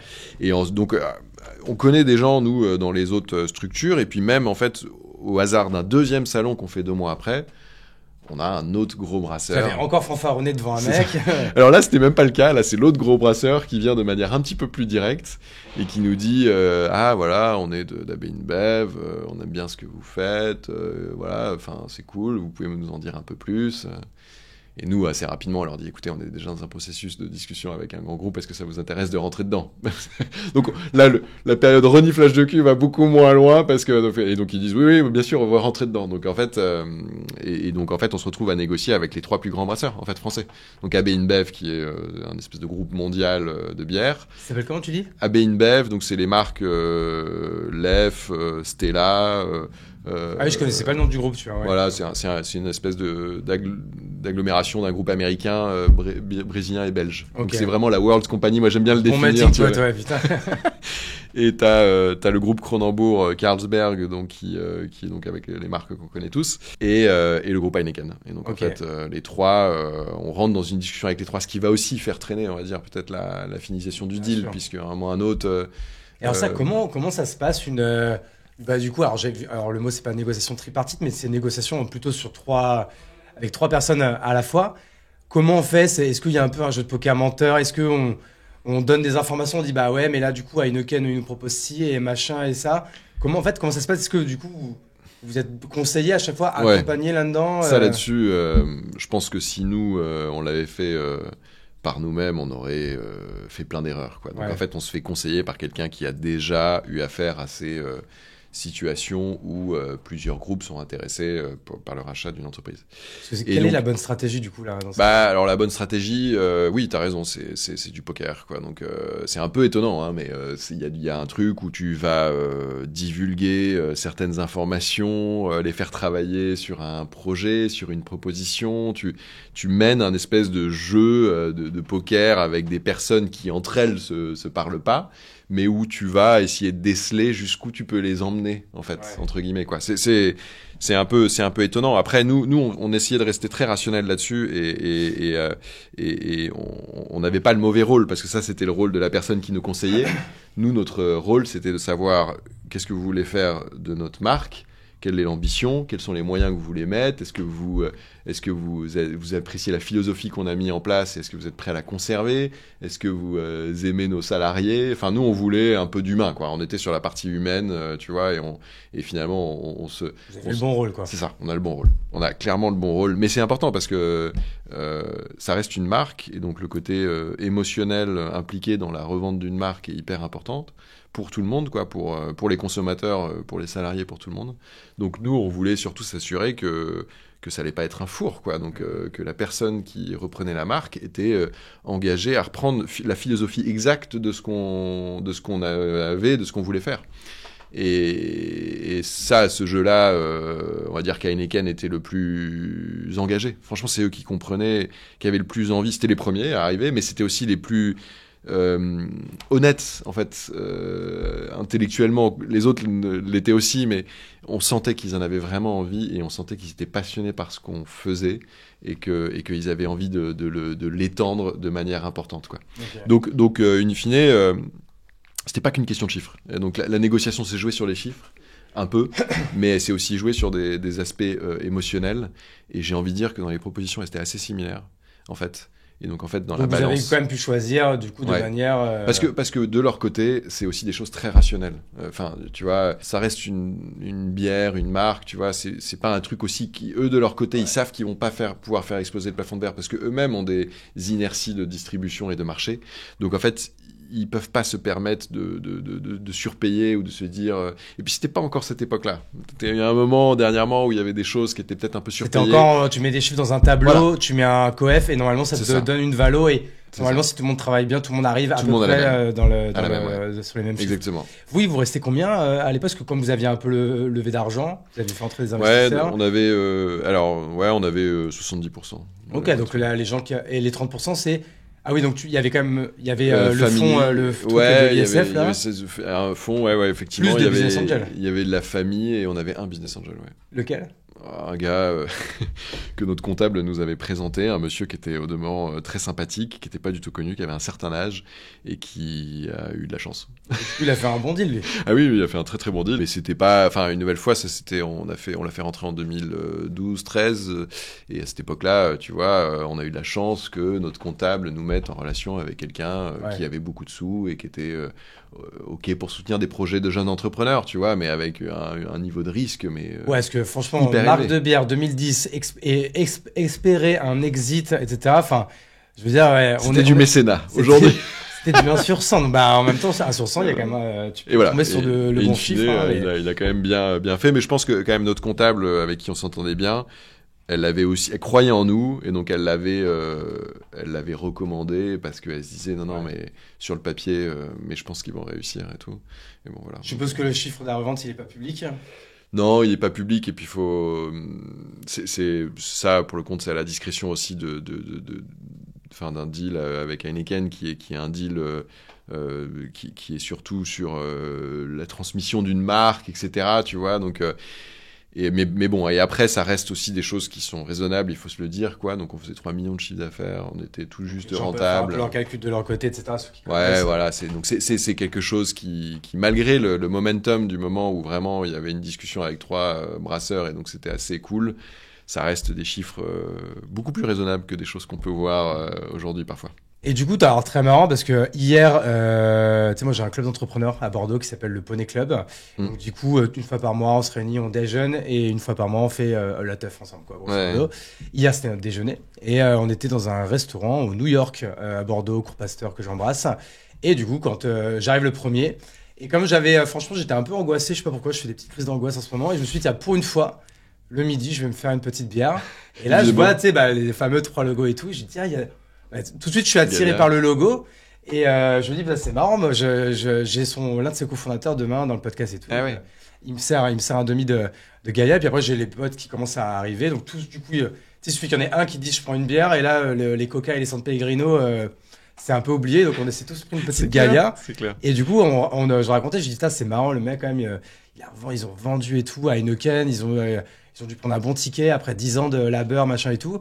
Et les mecs, ils se relancent et ils veulent remettre au goût du jour la chicorée, quoi. Donc voilà, du coup, c'était pour moi la meilleure transition pour qu'on arrive du coup à cet autre projet-là que vous relancez. Donc en fait, vous aimez que les trucs un peu difficiles. Un peu vieux, quoi. Vous aimez les défis, quoi. Ouais, alors déjà, on est passionné effectivement par la food, quoi, et je pense que ça nous anime énormément de chambouler un peu notre quotidien de plaisir gastronomique, entre guillemets. Donc on ne s'aurait pas vu faire autre chose que de relancer un produit, quoi. Et la chicorée, c'est, selon moi, beaucoup plus audacieux et ambitieux que même encore Gallia. Enfin, une nouvelle fois, tu vends une microbrasserie parisienne et maintenant elle devient nationale et elle cartonne, etc. Mais en fait, moi, au moment où on se dit, bon, bah, on va peut-être faire autre chose parce que voilà, Heineken gère bien maintenant les choses et la marque est bien transmise et on a envie de réentreprendre. Ça doit être dur quand même. Hein, ça, tous les entrepreneurs disent quand même que en fait, cette période un peu d'earn-out qui peut durer 1 an, qui peut durer 2 ans, qui peut durer 3 ans. Moi, j'ai un pote qui est resté 6 ans dans le truc. Enfin, parce qu'en fait, il aimait bien, tu vois. Oui. Mais quand même, la majorité, bon. Hyper sympa, équipe hyper sympa. C'est cool, mais ils ont envie de passer à autre chose aussi. Mais t'as envie de refaire des choses pour toi-même, tu vois. Avec un vrai input, quoi. Là, on était nombreux, tu vois, vers la fin, et donc il y avait plein de décisions qui étaient co-dirigées, entre guillemets. Donc, on voulait de nouveau être maître de notre décision. Donc, on se dit avec Jacques qu'on va repartir ensemble après une période aussi où on se pose cette question de savoir si on allait réentreprendre ensemble. Et on scrolle un paquet d'idées. Cette période, elle est aussi assez agréable. On rencontre plein de gens, on se renseigne, on s'informe, on va faire des salons, on regarde les tendances aux États-Unis, les trucs comme ça. Et après 10 ans, enfin même après 13 ans, vous aviez pas genre une liste dans ton portable avec 1 million d'idées et que du coup que tu ne pouvais pas lancer parce que tu étais 100% focus sur Gallia? C'est vrai, et plusieurs fois, tu vois, on a failli s'associer avec des boîtes qui faisaient des choses connexes à nous et tout, mais on était quand même très focus, quoi, quand même, sur, tu vois, une fois que t'es dans une idée, on est quand même très focus. Donc là, on se laissait pour le compte ouvrir toutes les possibilités. Et il y a un marché qui nous plaît bien depuis le début, parce qu'il a des similitudes avec la bière, c'est le marché du café, en fait. Au moment où il y a des microbrasseries qui arrivent, il y a aussi plein de micro-torréfacteurs. Okay. Et tu vois, chaque ville maintenant a son torréfacteur. À Bordeaux, je sais pas qui c'est. Il y a peut-être à Darwin, il y a un torréfacteur, tu vois, par exemple, je suppose, voilà. Et à Paris, il y a les Lomi, Coutume. Et donc en fait, il y a l'apparition et donc on se côtoie et on se connaît un peu. Tu vois, ce marché a des similitudes parce que on change aussi un peu la donne du café, comme, nous sur la bière, comme eux font sur le café. Et donc on étudie ce marché, on se dit c'est quand même intéressant. Il y a peut-être des choses à faire qu'on pourrait apporter. Enfin, tu vois. Mais en voyant le marché, on se dit qu'il est déjà bien embouteillé, qu'il y a déjà du monde et que les choses sont déjà bien représentées avec des entreprises qui ont pas mal d'avance. Donc, parce qu'en fait, c'est vrai qu'avec Gallia, vous avez eu en fait un mélange d'instinct et de chance. Ouais. Quand je parle de la chance, c'est qu'en fait, des fois, tu as l'instinct de quelque chose, mais souvent, l'instinct, ça suffit pas. Des fois, en fait, il faut un momentum, et comme tu l'as dit, c'est que vous, comme en plus vous avez été patient et besogneux, et ben en fait, comme vous aviez de l'avance, et quand il y a eu ce momentum des bières, vous étiez déjà là. Ouais. C'est que là, par exemple, là, pour le torréfacteur, c'est vrai que c'est déjà passé, quoi. Ouais, donc, moi, je trouve qu'on n'a pas grand-chose à apporter, qu'on est des suiveurs, et donc on se dit à ce moment-là, c'est quand même un marché intéressant, c'est un marché du quotidien, c'est 7 milliards d'euros en France, enfin, c'est énorme, c'est un marché du quotidien, tout le monde prend du café, enfin beaucoup de gens prennent le café le matin. Milliards, moi j'aurais dit plus, mais... Oui, c'est déjà à l'échelle française, à l'échelle européenne, à l'échelle mondiale, n'en parlons pas.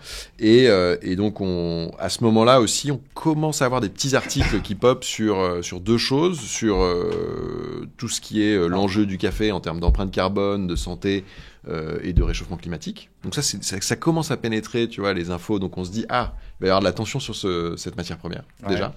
Et deuxièmement, on voit des startups aux États-Unis qui, pour certaines, commencent à lever beaucoup de sous sur du café sans café. Comme il y avait les viandes sans viande, tu vois, donc tous les Happyvore ou les Lavi qui levaient des beaux sous, qui se développaient bien. Il y avait aussi des startups qui se lançaient dans le café sans café. Donc en fait, on se dit, il y a quelque chose qui est en train de se passer quand même et ce marché du café va naturellement en fait subir une tension de prix, une tension de consommation, parce que d'autant plus qu'il y a de plus en plus de consommateurs qui veulent en consommer. Le phénomène de coffee shop en France est en train d'exploser. Les Chinois et les Indiens commencent à découvrir le café alors que c'est des nations de thé. Donc en fait, il y a une pression sur la matière première qui va que s'accentuer. Pareil pour le chocolat. Et donc, est-ce que ça serait pas malin de faire un pas de côté et de se dire, on va diversifier la consommation de boissons des gens tout en préservant ce qu'ils aiment, c'est-à-dire le moment cocooning de la pause café, le fait que ça soit sympa de boire un café entre potes, au bureau, dans un coffee shop ou même chez soi, avec de la caféine ou pas, parce que ça c'est l'enjeu quand même principal du café, c'est qu'il y a un peu de caféine et qu'il y a ce boost naturel qui le matin met de l'essence dans le moteur entre Et guillemets. il paraît que c'est pas bon ça, de boire du café Dès tout le de suite, au dès le réveil, matin. non, au réveil, non. Faudra attendre 20-25 minutes, une demi-heure. Faudra attendre 2 heures, parce qu'en fait le corps quand il se réveille, il sécrète déjà naturellement quelque chose qui permet de t'extirper de ton lit. Donc en fait tu viens lui rajouter un espèce de shot supplémentaire, alors que cette phase de développement de cortisol, en fait, au moment où elle baisse, 2 heures après ton réveil, c'est là que tu devrais prendre un café. Ah, donc c'est même, il faudra attendre 2 heures. Ouais, 1h30, 2 heures, ouais. En tout cas, pas au réveil. En fait, là, du coup, vous niquez toutes nos routines du café du matin, quoi. Bon, bref. Certaines personnes diront le contraire, et moi, je veux pas en fait, le café, ce qu'il faut savoir, c'est qu'on s'attaque on s'attaque à rien, parce que nous, on adore le café. Moi, je continue à en boire. Et rien ne peut remplacer le café, tu vois. C'est un produit exotique qui est incroyable, tu vois. C'est un produit exotique qui est quand même un peu étonnant, parce qu'à la base, il faut quand même savoir que la caféine développée par le caféier est une forme de poison qui était un insecticide pour les insectes contre, tu vois, l'invasion du caféier. Donc en fait, c'est ce poison qui nous fait un effet hallucinant. Mais une fois qu'on le dit, poison, hein, voilà. général, hein. Le poison a du bon, mais en fait c'est irremplaçable, tu vois. Juste, je suis sûr que tu connais l'anecdote. Moi, je la connais pas. Du coup, le café, depuis combien de temps on en boit? Qui sait, enfin, de quel pays on a ramené le café, hein? Alors ça c'est une bonne question, mais merde, c'est d'Amérique du Sud. Je pense que c'est d'Amérique du Sud, mais moyen, on en boit ou d'Afrique, mais donc après c'était une plante sauvage, voilà, et à ce moment-là, et je pense que c'était un mets encore un peu rare et tout. Et d'ailleurs, quand il y a eu des blocus, notamment napoléoniens, où le café qui transitait vers l'Angleterre n'a pas pu être bu, les Français, ils ont tous, ils étaient tous, tu vois, les Français plus fortunés, parce qu'à cette époque-là, le café était quand même pour les gens un peu plus aisés. Et c'est à ce moment-là que la chicorée s'est développée, en fait. Et c'est dans les zones, voilà. Et en fait, la chicorée, alors, ça a souvent été considérée comme une plante un peu punitive, parce que c'est développé pendant la guerre, et qu'elle avait, en fait, alors ça n'a rien à voir avec le café, qui est un grain de Tu sais que j'ai jamais bu de chicorée, je sais même pas quel goût ça a, donc j'ai trop envie là de savoir. En gros, ouais, c'est clair, j'aurais dû en ramener ce matin. Je pense que les gens l'ont toujours considéré comme une alternative au café assez crédible, puisque donc cette racine que quand on torréfie un peu, donc elle a un peu de sucre naturel, un bon sucre riche en fibres, donc elle caramélise, elle a une toute petite amertume, donc en fait ce mélange de caramel toasté et d'amertume peuvent faire penser à des notes de café. Mais je dis peuvent faire penser parce que c'est quand même différent.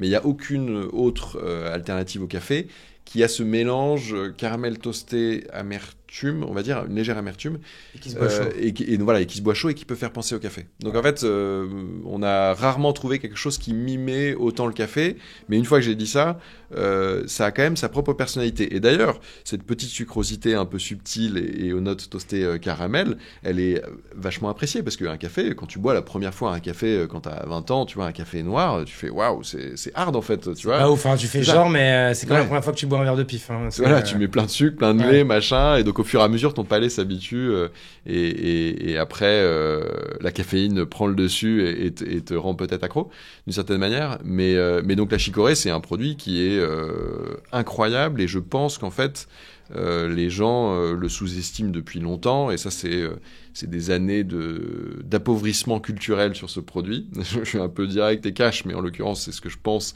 parce que c'est un produit qui était que tu vois dans des films comme Bienvenue chez les Ch'tis, comme dans Les Tuches, qui sont des films qui sont géniaux. Moi je me rappelle quand encore une fois de notre génération, moi je me rappelle il y avait une pub qui passait tout le temps là. Ricoré, donc ça. Oui, voilà, c'était Ricoré. Ouais. Et Ricoré, c'est la marque de chicorée. Déjà. C'est l'ami du petit déjeuner, l'ami Ricoré, ouais. Ouais, le petit déjeuner, l'ami Ricoré, voilà. Et ça, c'est génial. Ça, c'est hallucinant. Donc c'est. Tu sais qu'au début, moi, quand je t'ai vu sur LinkedIn parler de ça, je me suis dit, alors, j'ai une insulte mais gentille dans ma bouche. Je fais, les bâtards. Ils ont racheté Ricoré, tu vois, un truc comme ça. C'est genre génial, quoi, tu vois, redonner vie à encore une nouvelle marque, quoi, tu vois. Non, vous avez créé votre propre marque. Alors Ricoré, tu vois, aussi ringard que ça peut paraître. Ils existent toujours ou pas ? C'est un truc énorme. Ah ouais, ok. Déjà, ça appartient à Nestlé, faut qu'on passe la face, okay. Et c'est toujours dans le giron de Nestlé. Et Ricoré, c'est bu par, je crois, 700 000 foyers quotidiennement en France, en fait. Ah, incroyable. C'est un peu un plaisir coupable. C'est-à-dire que je pense que tu rencontreras pas beaucoup de gens qui disent de manière fière, je bois de la Ricoré tous les matins, etc. Mais c'est dans plein de placards de maisons.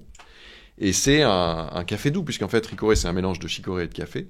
Et c'est vrai que quand tu bois ça le matin, il y a un peu de café, il y a un 30% de café, ouais. Okay. Et c'est en fait c'est un café doux et c'est un super substitut pour découvrir le café ou pour ralentir sa consommation de café. Parce que parfois quand tu bois un café au réveil le matin, Moi, tu je bois trop de café, c'est horrible. J'ai arrêté de fumer depuis 6-7 mois. Et du coup, je me suis vengé sur les cafés. Et en fait, je sens qu'aussi là, mes petites angoisses que j'ai en ce moment et tout, c'est peut-être parce que j'en bois trop, quoi. Moi, je dois boire l'équivalent, je sais pas, de 6 ou 7 cafés par jour, quoi. Je pense que c'est un poil trop, quoi, tu vois. C'est peut-être un poil trop selon les recommandations de l'OMS. Eh ben, écoute, on va... Non, mais en plus, j'en ai conscience, là, il faut du coup que tu ralentisses, mais du coup, vous... c'est ça qui est intéressant. Nous, tu vois, dans l'objectif, effectivement, de se dire le café est irremplaçable, c'est hyper bon, et nous, on n'a pas volonté à vous dire arrêtez de boire du café, mais on a plutôt volonté à vous dire diversifiez votre consommation tout en conservant votre pause café. Et quand vous buvez de la chicorée, il y a plein d'autres atouts, comme la richesse en fibres, en nutriments. C'est une plante qui, en plus, pousse localement. C'est une plante qui est géniale pour la digestion et qui est surtout hyper bonne, avec un goût un peu caramel étonnant. Au lieu de boire 5-6 cafés par jour, peut-être que tu pourrais boire 3-4 cafés et 2-3 chicorées, tu vois. Ouais. Et ça te permettrait de mieux vivre ta journée, peut-être, entre guillemets, et de diversifier aussi ta consommation. C'est toujours bien, tu vois. On parle vachement de flexitarisme pour la viande, etc. Alors, on peut aussi décider d'être végétarien et d'arrêter totalement la viande, mais les efforts radicaux sont difficiles pour les consommateurs qui ont été habitués, tu vois. Enfin, nous, en tout cas, c'est ce qu'on pense. Le café, ça serait impossible, mais du coup, je suis, en fait, depuis que je t'ai vu à la télé, du coup, qui va être mon associé, parler de ce produit, parce qu'en fait, c'est ça, c'est que par contre, il n'y a pas de café dans le produit, ou il y en a un peu comme... Alors, dans la chicorée, naturellement, et sans caféine, parce qu'il faut dire qu'aucun aliment de l'hémisphère nord, d'Europe ou des États-Unis contient de la caféine, naturellement. Comment on la rajoute, du coup ? Et alors, sur nos chicorées nature, c'est une chicorée sans caféine. Donc, c'est une alternative au déca, où c'est dans une volonté de se dire que quand tu bois ça, tu veux avoir une pause café, mais sans caféine. Donc, la boisson, c'est la chicorée, et vous, la marque, c'est Chérico. Chérico, voilà. Mais, ouais, Chérico, c'est la marque. La chicorée nature, qui est notre best-seller, c'est une alternative au déca. Derrière ça, nous, on a pour volonté de faire plein de variantes, et on en a une, par exemple, qui est une chicorée guarana. Et le guarana vient, donc c'est une plante qui a des propriétés assez similaires au café, mais une caféine qui est beaucoup plus douce en montée et plus lente en descente. Et donc on a une chicorée guarana qui est autant caféinée qu'un café, et qui est beaucoup plus naturelle. Le guarana a d'autres propriétés intéressantes que non pas la caféine du café. Et par contre, vous mettez pas de café dedans, c'est-à-dire que parce qu'en fait, moi, tu vois, si je buvais une chicorée, comme je te dis, je n'ai jamais goûté de ma vie. Et ben en fait, j'ai l'impression que instinctivement, mon cerveau, il enverrait l'information que ça va avoir le goût de café. Ouais. Donc, je pense que je serais très surpris, non ? Et c'est pour ça que on essaye, nous, de pas l'opposer au café, Ouais. pour pas te dire... Mais pourtant, tu dis quand même le mot alternative au café, des fois. Ouais, parce que... Oui, t'as raison, et je le dis souvent, parce que t'as plein d'alternatives au café. Le thé, c'est une boisson chaude alternative au café, dans son moment, tu vois, de boisson chaude. Le chai, le matcha, tu vois, en ce moment, qui est vachement à la mode. Mais la chicorée, le plus gros avantage qu'elle a, c'est que c'est noir, velouté, il y a une petite créma, enfin, ça ressemble un peu quand même au café. Mais une fois qu'on se dit ça, c'est sûr que si on se met dans la tête qu'on va boire un café quand on boit une chicorée, ça peut être un peu bizarre, déceptif, ou ça peut être un peu bizarre, parce qu'on est toujours dans la comparaison. Et c'est, moi, je pense, le travers des viandes sans viande, tu vois. Tu veux absolument retrouver le goût, la texture, tu vois, sur un truc qui ressemble à un steak. Mais en fait, pourquoi tu pourrais pas manger quelque chose, un falafel, tu vois, par exemple, qui peut remplacer ta viande dans ton assiette, mais qui a un goût de falafel, et tout le monde sait ce que c'est un falafel, quoi. En termes de protéines et tout ça, d'autant d'avantages. Donc en fait, la chicorée doit exister par elle-même et être appréciée pour son goût.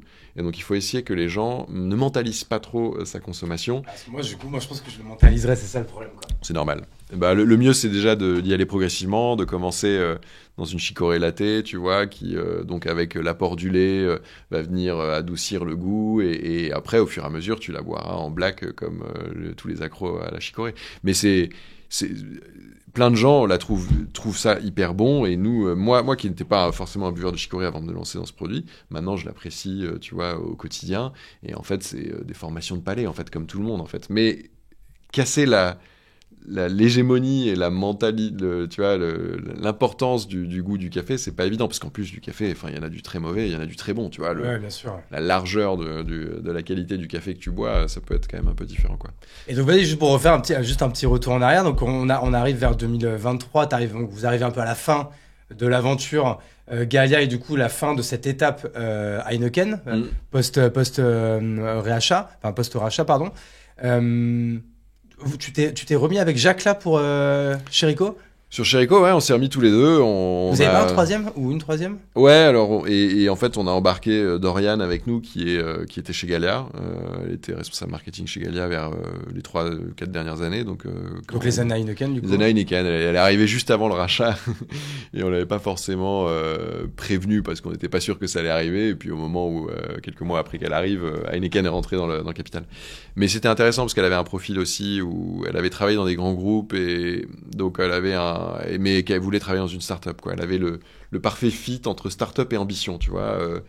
Et donc, ouais, Dorian nous a rejoint dès le début parce qu'elle était séduite par l'idée et le concept, et puis parce qu'on travaillait bien ensemble, et donc elle savait qu'on pouvait se faire confiance. Et puis on a même embarqué une autre personne de chez Gallia. Alors, on n'est pas allé les chercher chez Gallia, ces personnes-là étaient parties sur d'autres chemins entre-temps, et on est allé les retrouver, mais c'est agréable de reformer une équipe de personnes qu'on connaît, dont on connaît la compétence et le plaisir qu'on a à travailler avec eux, et ensemble, en fait, on forme la même émulation que j'exprimais tout à l'heure dans les années Gallia, ou l'année de croissance, où on était dans une euphorie, où tout se passait hyper bien, où tu avais des super nouvelles, où le mojo de l'entreprise était hallucinant. Bah là, on est un peu là-dedans sur Chérico, j'ai envie de dire, tu vois, que globalement, on parlait tout à l'heure de la galère du début des entrepreneuriats en 2010. C'est sûr que là, avec un peu plus d'expérience et plus de moyens, moins de risques, voilà, et plus de crédibilité, ça c'est évident. Ça va être ma question, c'est est-ce que du coup, comme justement, avec tout ce qu'on vient de dire, du coup, moins la naïveté, moins l'esprit de découverte, enfin moins du coup la découverte parce qu'on connaît déjà beaucoup de choses, du coup moins de risques parce que on est dérisqué financièrement. Est-ce que du coup on garde vraiment cette même intensité de plaisir? Comment tu arrives à Je pense que une nouvelle fois, si la finalité c'était de monter une boîte pour gagner de l'argent, tu vois, la passion, elle est un peu limitée, quoi. Cet objectif, il est un peu limité, quoi. Forcément. Nous, globalement, là, la mission d'aller d'être le trouble-fête du marché du café, parce que c'est un peu ça qu'on essaie de faire. Je vais te dire, c'est quoi votre mission? En fait, votre mission, c'est de rendre un truc comme tu disais, même ceux qui en consomment, ils le disent pas. Et donc en fait, vous voulez rendre un truc qui était pas cool, le rendre cool, quoi. Ça c'est de facto, ça c'est des enjeux marketing qui sont dans nos cordes et sur lesquels on s'attarde, mais c'est surtout d'aider les gens à casser leur dépendance au café et à diversifier leur consommation, et ça va être nécessaire entre guillemets à l'avenir par rapport à tous les enjeux écologiques, santé que j'exprimais. Et surtout, ce qui est génial sur cette mission, c'est que c'est pas une mission française, c'est une mission mondiale. Enfin, tout le monde est concerné par ces enjeux-là. Il y a un géant de la chicorée. Et alors, non. Alors, nous, on a choisi cette plante miraculeuse française avec un savoir-faire incroyable, mais c'est très franco-français. Et en fait, moi, ce que j'allais te demander, c'est que là, forcément, sur les 4, il y en a bien un, j'ai l'impression que c'est toi, qui a eu l'idée en premier, qui s'est dit, franchement, la chicorée, c'est peut-être pas une idée à la con. Alors, je vais peut-être en parler aux autres. Comment on va convaincre les autres de dire, mec, la chicorée, franchement, vas-y, il faut qu'on soit le géant mondial de la chicorée. Comment on va convaincre les gens? Alors, une nouvelle fois, c'est pour ça que je te faisais le cheminement du marché du café et tout, parce que c'est pas encore le cas aujourd'hui. On veut pas devenir le géant mondial de la chicorée. Ok. On veut devenir, géant mondial, c'est un peu prétentieux, mais on veut devenir l'acteur disruptif du marché du café, qui te permet de diversifier ta consommation en buvant une boisson gourmande, bonne pour la planète et bonne pour ta santé. Tu vois, et ça, c'est des enjeux auxquels ne peuvent pas répondre tout le café tout le temps, quoi, entre guillemets. Et ça, cet enjeu, il est transfrontalier, il est dans les différentes frontières, parce que tu vas en Suède, tu vas aux États-Unis, tu vas au Japon. Eux aussi commencent à se poser des questions, tu vois, sur comment est-ce que je peux faire pour casser ma dépendance au café, entre guillemets. Et qu'aujourd'hui, mais tout en conservant mon moment coffee shop, mon moment cocooning, tu vois, donc, et à côté de ça, soit tu décides c'est ce qu'on aurait pu faire, de faire une version d'un café sans café ou d'un café moléculaire ou d'un café d'agrégat de trucs, soit tu décides de réenchanter une plante naturelle, simple à comprendre et qui est géniale en termes de savoir-faire, et de raconter une super belle histoire sur cette plante. Et l'avantage de faire ça, de parler de la chicorée comme on le parle, c'est qu'on se compare pas tout le temps au café. Si tu fais un café sans café, tu vois, et que tu dis pas, bah, voilà, ça c'est mon café sans café, il y a plein d'ingrédients dedans, mais on a essayé de mimer le café. Tu peux être que déçu. Il y a des gens qui font ça déjà, le café sans café. Il y a des café. startups qui font ça, pas forcément en France, mais à l'étranger. Ouais. Mais le truc, c'est que tu vas être dans un mentalisme de dire, je voulais un café, donc je vais prendre ça parce qu'il n'y a pas de café dedans. Ah, je suis déçu, je sais pas pourquoi je suis déçu. Tu vois, un peu comme la viande sans viande, quoi. Parfois, tu vois, mais il y a des super. Ouais, parce que des fois, c'est assez méprendre. Alors que si tu prends un produit naturel et que tu changes totalement le narratif, que tu prends ce produit et que tu dis, mais en fait, tu peux le consommer dans les mêmes moments que des pauses café, mais ce produit, il fait ceci, il fait cela, il est génial, il est local, il est riche en fibres, il est gourmand et tout, et que tu lui donnes aussi cette image de coolness, tu vois, qui lui manquait péniblement, bah là, tu ouvres les chakras de manière importante et tu vas driver beaucoup de consommateurs. Donc nous, aujourd'hui, nos consommateurs, ils sont partout et on le voit en fait quotidiennement aujourd'hui, qu'on arrive à créer des moments chérico. C'est parfois aussi intéressant parce que tu vois, la marque... la chicorée est au service de la marque Chérico. Mais peut-être qu'à l'avenir, les gens ils disent je veux boire un Chérico. Tu vois, c'est pas obligé de dire je veux boire une chicorée. Ça c'est le Graal. Ça c'est le Graal, voilà. Mais ça peut être ça l'enjeu, tu vois, qu'on a quoi. En fait, la chicorée c'est le sel, c'est l'ingrédient magique. Rendre un nom de marque dans le langage commun, tu sais, comme un Kleenex, un frigo, un Tipex ou quoi. Je crois que c'est un nom, ça. Bon, je vais pas le retrouver. Ouais, je pourrais pas dire, sur mais Google et mettez-le en commentaire. C'est ça. On s'en rappellera. Mais t'as raison, c'est un peu ça l'ambition en tout cas. Donc, tu vois, on n'a pas monté cette boîte avec l'idée de se dire qu'on allait faire un concurrent de Ricoré. C'est pas ça notre ambition, quoi. Parce que si c'est ça. Alors, de facto, on l'est, hein, clairement, mais c'est une ambition qui est limitée à la France, c'est une ambition... Enfin, voilà, nous, on est peut-être un petit peu trop audacieux, mais notre ambition, elle est plus importante que ça. Et on le voit dernièrement que ça répond bien, puisqu'on arrive à driver des consommateurs qui n'étaient pas des consommateurs de chicorée à notre produit. Donc, ça, tu vois, on a gagné ça. Vous avez lancé quoi, il y a 1 an et demi, là ? On a lancé, ça, début 2024, donc un peu moins d'1 an et demi, ouais. Ah ouais, putain, c'est vraiment récent, quoi. Parce que, du coup, tu vas convaincre tes compères. Vous levez tout de suite un peu d'argent, je crois, ou pas? Non, alors nous, on a mis des sous. Vous mettez des sous pour démarrer. C'est ça, pour avoir une preuve de concept, quoi. C'est quoi, si on fait un petit peu les étapes, du coup, il faut une marque, il faut un produit. Et un premier circuit de distrib, parce que ça, vous n'allez pas vendre ça en e-commerce, si, peut-être. Alors aussi, on en vend, mais effectivement, c'était pas notre savoir-faire. Donc, mais t'as raison, l'idée, un peu comme chez Gallia, on repart sur une phase d'apprentissage où on découvre tous les acteurs du marché. Pareil, tu vas faire un BEP chicorée ou pas? On va se former un peu à la torréfaction, au cupping, ou tu vois, aux éléments du café, parce qu'il y a quand même beaucoup de similitudes dans l'extraction ou dans la... C'est quoi la plante en fait, elle ressemble à quoi en fait? Alors c'est une racine en fait, alors qui quand elle fleurit donne des jolies fleurs bleues, mais nous on va utiliser la racine. La racine, elle ressemble un peu à un panais, elle a pas grand chose. Et il y a des gens qui sont du coup cultivateurs de chicorée, de racines de chicorée, dans le nord de la France principalement. Donc voilà, on va rencontrer ces acteurs dans le nord de la France pour comprendre un peu mieux le produit, l'analyser. Et après, il y a aussi cette phase effectivement de construction de marque et de réflexion à quel est notre discours et comment on disrupte ce marché pour l'amener à l'ambition qu'on a, qui est de venir titiller un peu gentiment le café en ramenant des arguments qui ne sont pas du tout aujourd'hui des arguments présentés autour de la chicorée, pour amener des gens à s'intéresser. Et on s'intéresse à des nouveaux circuits de distribution comme le café hôtel restaurant, donc notamment les coffee shops, qui aujourd'hui n'avaient pas de chicorée. Et donc on commence au début, avant de se dire qu'on va en grande distribution ou ailleurs, on va se dire comment est-ce qu'on peut faire pour convaincre des coffee shops de proposer notre chicorée, et au-delà de la proposer, comment on fait pour que des consommateurs derrière, qui la voient au tableau, disent tiens, je vais prendre une chicorée.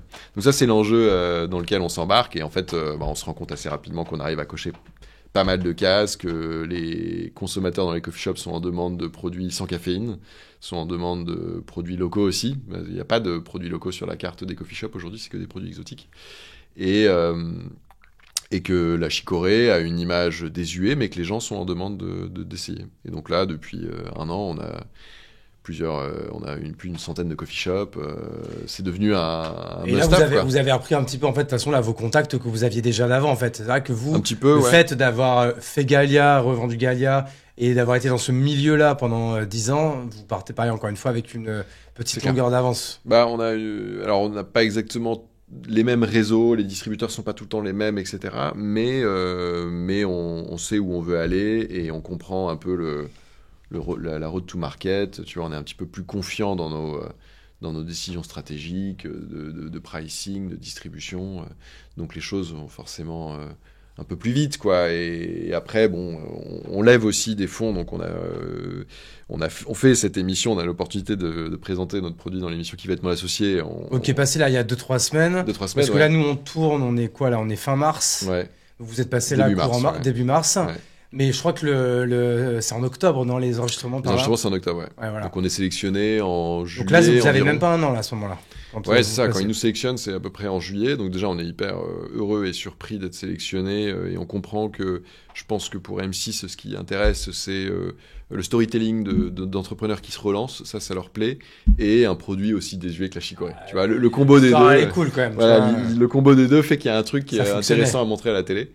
Donc on enregistre l'émission en octobre. Effectivement, on n'a que 6 mois d'activité. Donc on présente une société qui est quand même un peu naissante, avec pas beaucoup de chiffres et que des projections de l'envie et de la passion.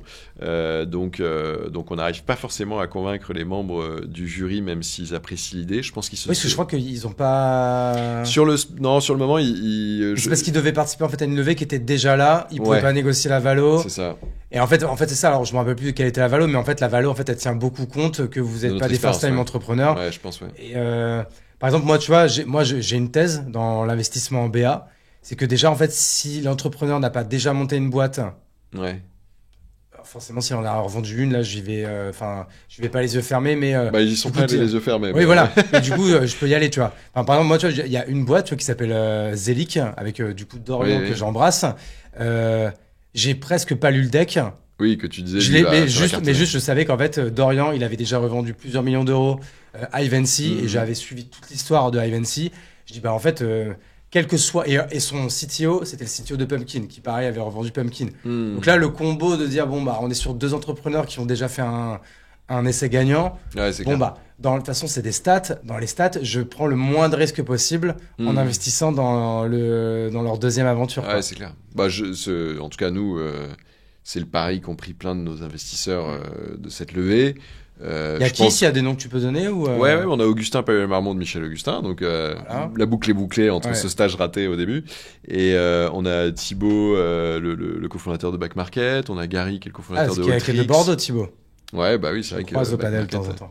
On a Gary qui a fondé Alltrix et on a plein d'autres super business angels, aussi des family office qu'on cite pas forcément, mais on a réussi à former une belle team et ça a été, je pense, oui, un combo de leur côté dans leur décision de croire au projet et de croire en notre. Parce que c'était positif, hein, je me rappelle. Mais en fait, moi, j'avais l'impression, en regardant l'émission, c'était positif. Ouais, que en fait, t'étais content parce que c'était positif. Tu passes dans une bonne émission, c'est quand même pas mal pour un launch, quoi, tu vois. Ouais. Et en fait, les raisons pour lesquelles ils n'investissaient pas. C'est pas très clair, ouais. Je trouvais que mais c'était pas négatif non plus. Non, c'est ça. En fait, je pense que. Alors, je me rappelle. Il y avait il y a un investisseur qui pouvait être, on va dire, intéressé par le produit déjà. Bon, c'était Anthony Bourbon parce qu'il est dans la food, etc. Donc les autres. Mais ils te connaissaient, non? Non, on se connaissait pas. Ouais. Parce que je crois qu'en plus c'est une des règles, ça, quand tu vas qui veut être mon associé. Oui, t'as pas le droit de connaître le jury. On se connaissait pas. Je confirme, on se connaissait pas. Donc les autres investisseurs sont dans des projets très éloignés, tu vois. Donc il faut se comprendre, tu vois, la bouffe, la grande distrie, les marges faibles. Enfin, tu vois, tu te dis faut y croire, quoi. Il y a quand même peu de boîtes dans la food qui marchent, quoi. Il y a peut-être plus de boîtes dans les SaaS, même si il y a aussi plus de concurrence. Donc en fait, tu te dis c'est pas gagné. Et puis après, je pense qu'Anthony Bourbon, il s'est aussi dit qu'il allait peut-être pas nous apporter grand-chose parce que nous, on était déjà expérimentés et que lui, il aime bien accompagner aussi des entrepreneurs, tu vois. Il aime bien se dire... Mais comme il aime les marques et tout, moi, je pensais qu'il allait y aller en taux, tu vois. Une question de valo, une question de... Enfin, mais après, nous, on reste, tu vois, on a envie de convaincre tout le monde, même si on aurait, tu vois, et on est prêt à accueillir tout le monde. On n'était pas allé dans cette émission en se disant, couteau sous la gorge, il faut absolument qu'on trouve des investisseurs, puisqu'on en avait d'autres à côté. Et ça a peut-être joué aussi dans la balance, parce que tu te tu te dis, ça reste des moments de télé, purs et durs, tu vois. Le stress, l'émotion, ça, c'est des choses qui transparaissent et qui passent bien à la télé. Bon, hein, franchement, non, ouais, c'est ça. Mais nous, si, on était hyper satisfaits, mais comme on était plutôt scolaire et plutôt gentil, ça faisait pas des émissions de télé qui buzzent, en fait. Tu vois, ça faisait pas des moments de télé qui buzzent, en fait. Ouais. Et donc, derrière, les investisseurs, je pense qu'ils sont aussi attachés à leur personal branding, j'ai envie de dire ça aussi, tu vois. Et donc, des projets qui vont faire parler d'eux ou qui vont buzzer, bon, bah, nous, je pense qu'on fait parler de nous, tu vois, donc ils auraient pu y voir un intérêt, mais c'est intéressant pour eux de se positionner là-dessus, tu vois. Donc, déçu de pas les avoir convaincus, parce que quand t'es entrepreneur, t'as envie de convaincre tout le monde et t'es persuadé que ton idée, elle est incroyable et tu veux que tout le monde y croit à fond. Mais mitigé, tu vois, on n'a pas su trop pourquoi. Et derrière, en fait, le lendemain, on annonçait qu'on levait avec plein d'autres entrepreneurs. Donc, tu vois, nous, in fine, on est ravis de ce passage émission parce que ça nous a mis en lumière, ça a permis de présenter notre... Et le passage est trop bien parce qu'il présente vraiment tous les arguments. Vous êtes vers le début en plus, non? Je m'en rappelle plus. Non, ça c'est aussi un... Mais vous n'êtes pas tombé le soir de la Ligue des Champions parce que ça paraît... Si. Ah, vous étiez pareil, vous avez le combo, pardon, excusez-moi, j'ai bien mis le couteau. C'est ça, on avait le combo Ligue des Champions et passage dans la 3e partie qui est, je pense, en termes de nombre de je me rappelle plus de ça. Un quart de personnes. Donc on est passé dans l'émission, c'est génial, c'est incroyable. Pas grand monde l'ont vu, mais... et ça n'a pas fait un buzz de malade, mais in fine, voilà, maintenant on fait partie de la grande famille, tu vois, qui va être mon associé. Et c'est quoi les répercussions en termes... Parce qu'après, vous, comme vous n'êtes pas trop e-commerce ou quoi, mais est-ce que, genre, le lendemain, vous avez plein d'acteurs de la CHR qui vous ont contacté ou des distributeurs ou autres? Enfin, c'était l'idée, quoi. En tout cas, on attendait ça avec impatience et oui, c'était un peu le cas. Alors, on n'est pas e-commerce, mais une nouvelle fois... Finalement, on l'est quand même un peu. Ça, on peut acheter quand même en tant que particulier sur votre site. Ouais, c'est ça. Et en fait, on l'était pas natif, tu vois, de base, parce que sur la bière, c'est compliqué de faire de l'e-commerce, c'est lourd et tout. Tu vois, c'est un business un peu compliqué, la bière en e-commerce.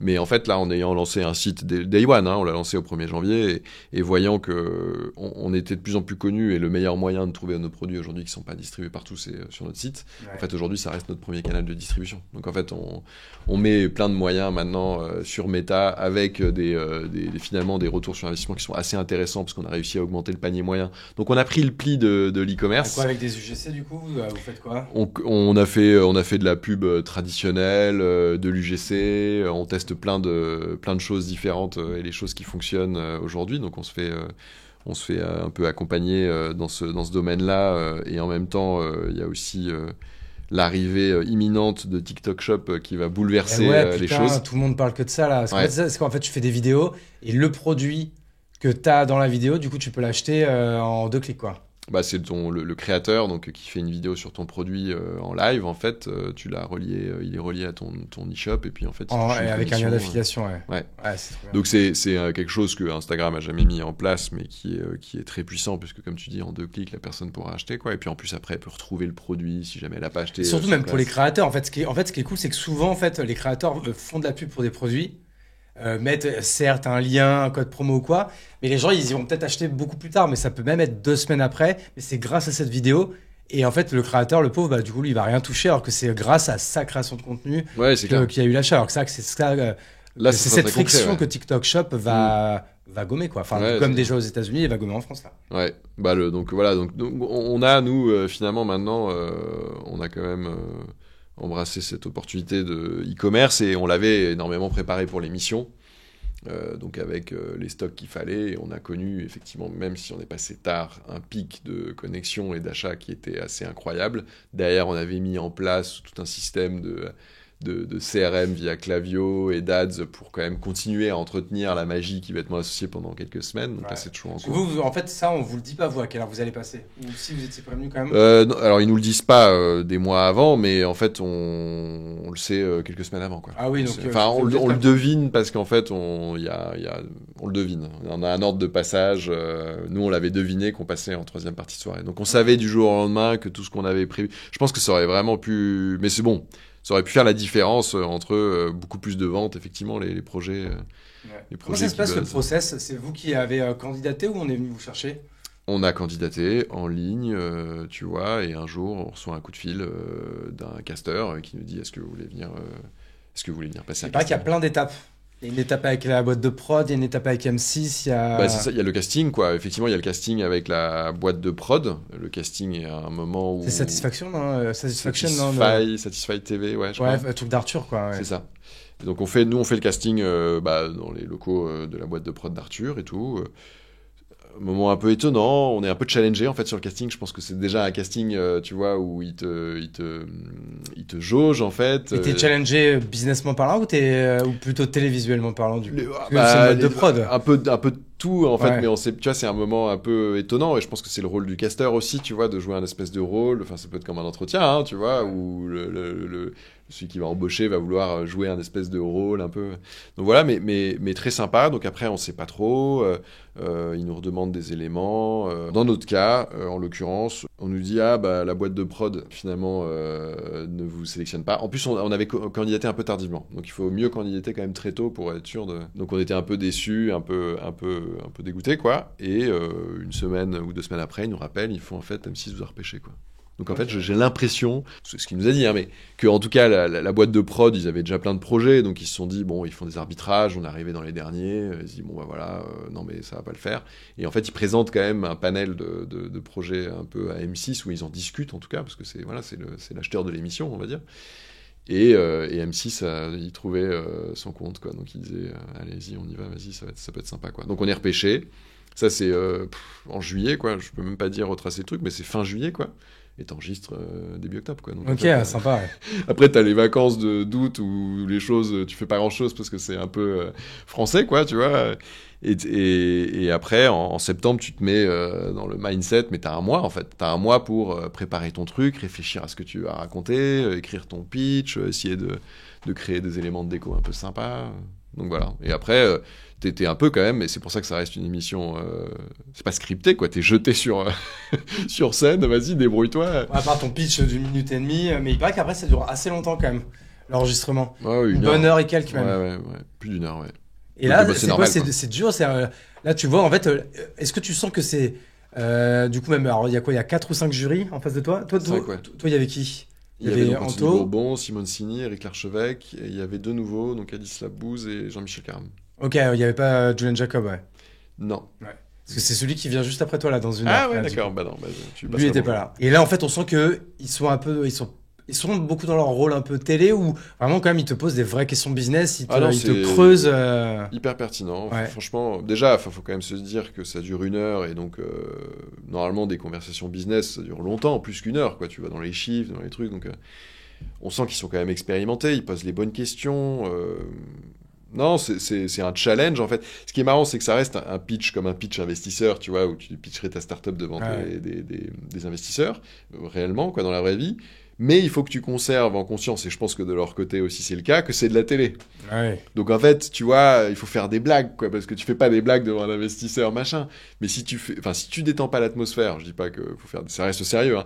Mais si t'as pas des moments de rire ou de trucs comme ça, tu vois, ça va être un peu chiant à mourir, quoi. Ah non, clairement, ouais. Donc de leur côté, tu vois, ils essaient de pimenter les choses, les moments de tension. D'avoir des bons mots et tout. Ouais. Le bon mot, tu vois, enfin Anthony Bourbon, il est vachement bon pour faire des happenings qui derrière sont repris, tu vois, il est fort. En fait, c'est ça. Maintenant, en fait, là, ceux qui sont forts, c'est ceux qui, avant de parler, ils se disent attends, tiens, là, ce que je vais dire, ça va faire un bon TikTok ou ça va faire un bon Reels, un truc comme ça. Moi, j'arrive pas encore ça. Alors. Franchement, ça, je suis totalement d'accord, et ça, c'est une des erreurs qu'on a fait, c'est qu'en fait, nous, le truc était bien, mais en fait, tu peux pas isoler genre 10-15 secondes et te dire, putain, on va relayer ça sur TikTok ou sur Insta et ça va cartonner. Et en fait, je pense que au-delà des 1 million, 2 millions de personnes que tu vas avoir le soir même, moi, j'ai regardé les nombres de vues sur les projets qui sont passés, là, qui ont cartonné, comme Naali, etc. C'est comme Naali, donc ils font de la safranologie, donc c'était un duo d'entrepreneurs, il y avait Jean-Michel Aulas sur scène et tout, et c'était... Ah mais eux, c'est un couple, non? Non, c'est 2 gars de Lyon, de Lyonnais, alors un couple... je crois qu'ils sont en couple les deux, non? Alors c'est notre marque ça. Bon bref. Mais enfin, je sais pas, à vrai dire, je sais pas. Mais, et donc en gros, tu vois, leurs vidéos qui sont reprises sur les réseaux sociaux, ça fait des millions de vues en fait, quoi, tu vois, parce qu'il y a des moments émouvants, des moments de tension, des moments de trucs, et donc... Non mais t'as raison, ça du coup c'est une bonne, un bon playbook ça à dire pour tous ceux qui veulent candidater, en fait, penser que c'est de la télé, et donc en fait, plus que le passage télé, en fait, pensez que les millions de vues, c'est après que vous allez les faire, quoi. Ah ouais. En fait, il faut que ça soit une émission de happening, en fait, faut faire des happenings, quoi. La prod, ils vont voir ça, ils vont dire, ah mon Dieu, non, faut surtout pas dire ça, mais j'ai l'impression, en fait, c'est sérieux, ils te demandent d'être sérieux, ils te disent, vous avez en face de vous des investisseurs, donc, et vous devez les convaincre d'investir dans votre boîte. Ouais. Rien Parce d'autre. qu'il y en a, ils sont là, pour le coup, ils sont skin in the game, c'est genre, limite, faut que cette levée, elle marche, etc. Bon, vous, bien sûr, ça fait plaisir si ça marche, mais c'était pas, il y avait moins le couteau sous la gorge, quoi. Alors peut-être que c'est pour ça qu'ils nous le disaient, parce qu'en fait il fallait qu'on arrive dans une posture où l'objectif c'était de les convaincre, quoi. Mais on a essayé, quoi, autant qu'on pouvait.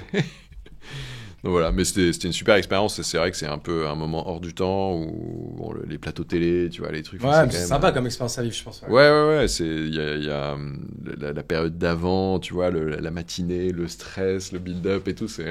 Andy Warhol disait en fait que tous les êtres humains vivront un jour ce qu'on appelle le quart d'heure de gloire. Bon, bah, c'était peut-être ça, c'était peut-être votre quart d'heure de gloire. Bon, vous l'avez niqué, bravo les gars. C'est ça. Non, bref, on arrive vers la fin du coup de ce créneau parce que je vais devoir quand même te libérer. Est-ce que peut-être c'est quoi vous là du coup les gros enjeux pour Chérico de 2025? Tout à l'heure on a parlé du branding, on a parlé du produit, on a parlé de la distribution. Est-ce que là, je vise juste, quand je dis ça, ça va être un petit peu les 3 enjeux, ou est-ce qu'il y a d'autres choses encore qui sont très importantes pour vous cette année? Non, mais je pense que tu as raison, c'était des enjeux un peu du développement d'une boîte de produits traditionnels, donc avec les enjeux commerciaux, de distribution, enfin c'est très terre à terre pour le compte. Bien sûr. Mais au-delà de ça, vu qu'on vend quelque chose qu'on positionne sur un nouveau segment, en fait, tu vois, enfin un segment qui est entre celui du café et de la chicorée, l'enjeu c'est de créer une marque qui t'emmène dans une expérience gustative qui va te faire kiffer en fait à fond, quoi. Et en fait moi, mon enjeu principal, c'est qu'on soit pas tout le temps relié à la chicorée. Parce qu'en fait, tu vois, mais c'est normal parce qu'on vend de la chicorée. Voilà, c'est la chicorée, c'est ça. Mais qu'en fait, qu'on soit pas, qu'on arrive, c'est ça un peu l'enjeu de 2025 que j'ai envie de dire, c'est qu'ils arrivent à comprendre que notre mission, la mission de la marque Chérico et l'enjeu va au-delà de se dire qu'on est juste une alternative de ricorée ou des chicorées qui existent, tu vois, qu'on n'est pas juste en train de relancer un produit poussiéreux. Ok, alors tu vois, moi c'est un peu comme ça que je l'avais. Ouais, mais c'est normal parce que alors après nous on tire un peu. Là du coup il y a un enjeu d'éducation aussi quand même. C'est ça. Bah, tu vois, avec des gens comme moi par exemple qui n'ont jamais bu de chicorée de leur vie. Alors que c'est un mot que je connais depuis 30 ans, quoi. Donc c'est cool parce que c'est un terrain vierge où le jour où tu découvriras notre Chérico dans un coffee shop, tu vas faire comme tout le monde, tu vas faire c'est bon en fait, et puis derrière tu vas vouloir découvrir un peu plus le spectre des alternatives au café, et ça va t'aider de passer de 6 cafés par jour à peut-être 3 cafés, 3 chicorées, quoi. Aujourd'hui, si je veux l'acheter, le mieux, en fait, le plus simple, c'est d'acheter sur votre site, non? Ouais, sur notre site, c'est chérico.quoi? Chérico.fr, ouais. Chérico.fr. Voilà, et en grande distribution, vous y êtes ou pas encore? On est chez Monoprix, on commence à être dans d'autres enseignes, on est chez Naturalia, on est dans plein de coffee shops, et on commence aussi à être à l'étranger, dans des pays un peu étonnants, mais qui ont compris l'enjeu autour du café et qui apprécient. Donc la mission, c'est de trouver un moyen de faire essayer les gens à Chérico et de construire cette communauté en fait de gens qui comprennent les enjeux dans lesquels on vit autour du café, et en espérant qu'ils kiffent le moment, la marque, la boisson, et on les emmène dans des nouvelles contrées comme on a réussi à le faire avec Gallia sur la bière craft en fait et la bière artisanale.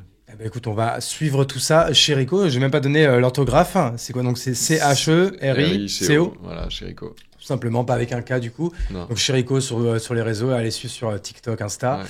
Toi, Guillaume Roy, R-O-Y. C'est ça. Sur LinkedIn. Sur LinkedIn, Insta, je suis assez peut-être actif aussi, sur LinkedIn. Non, ou... Non, que sur LinkedIn. Je suis un peu boomer là-dessus. Ok, bah, écoute, on les embrasse, tous les boomers qui nous écoutent. Merci beaucoup. Merci, en tout cas. merci pour ton invitation. C'est un super épisode, franchement, plus long que d'habitude. Ah bon? Mais du coup, parce que du coup, on passe un bon moment, donc tu vois, j'ai pas coupé court. Non, mais c'est bien parce qu'on je pense qu'on a pu quand même reparler de Gallia, on a pu parler de Chérico, on a pu parler de l'entrepreneuriat à l'ancienne versus maintenant, etc. Donc, je pense c'était des bons sujets avec plein de playbooks et plein de takeaways pour les auditrices et les auditeurs. Je vais faire mes petites mentions légales de fin de podcast. Je vais remercier déjà le studio Zone de Génie pour l'accueil. Franchement, nouveau studio de podcast. Très sympa dans Paname. Voilà, on les embrasse. Jade Rouby, merci à elle. Je sais pas qui est le sponsor de cet épisode, mais on l'embrasse. Il y a sûrement un lien en commentaire, donc allez cliquer. C'est le meilleur moyen de me soutenir. Si vous êtes sur YouTube, évidemment, vous likez, vous commentez, mais surtout vous vous abonnez. Si vous écoutez en audio, pareil, ça prend 2 secondes. 5 étoiles, Spotify, Apple Podcast, Deezer, les autres, j'avoue, je m'en fiche. Voilà, c'est grand. Les fins sont toujours trop longues. Merci beaucoup, Guillaume. Merci à toi. Merci à toutes et tous d'avoir écouté jusqu'au bout. Je vous embrasse et à bientôt dans La Chapelle Radio.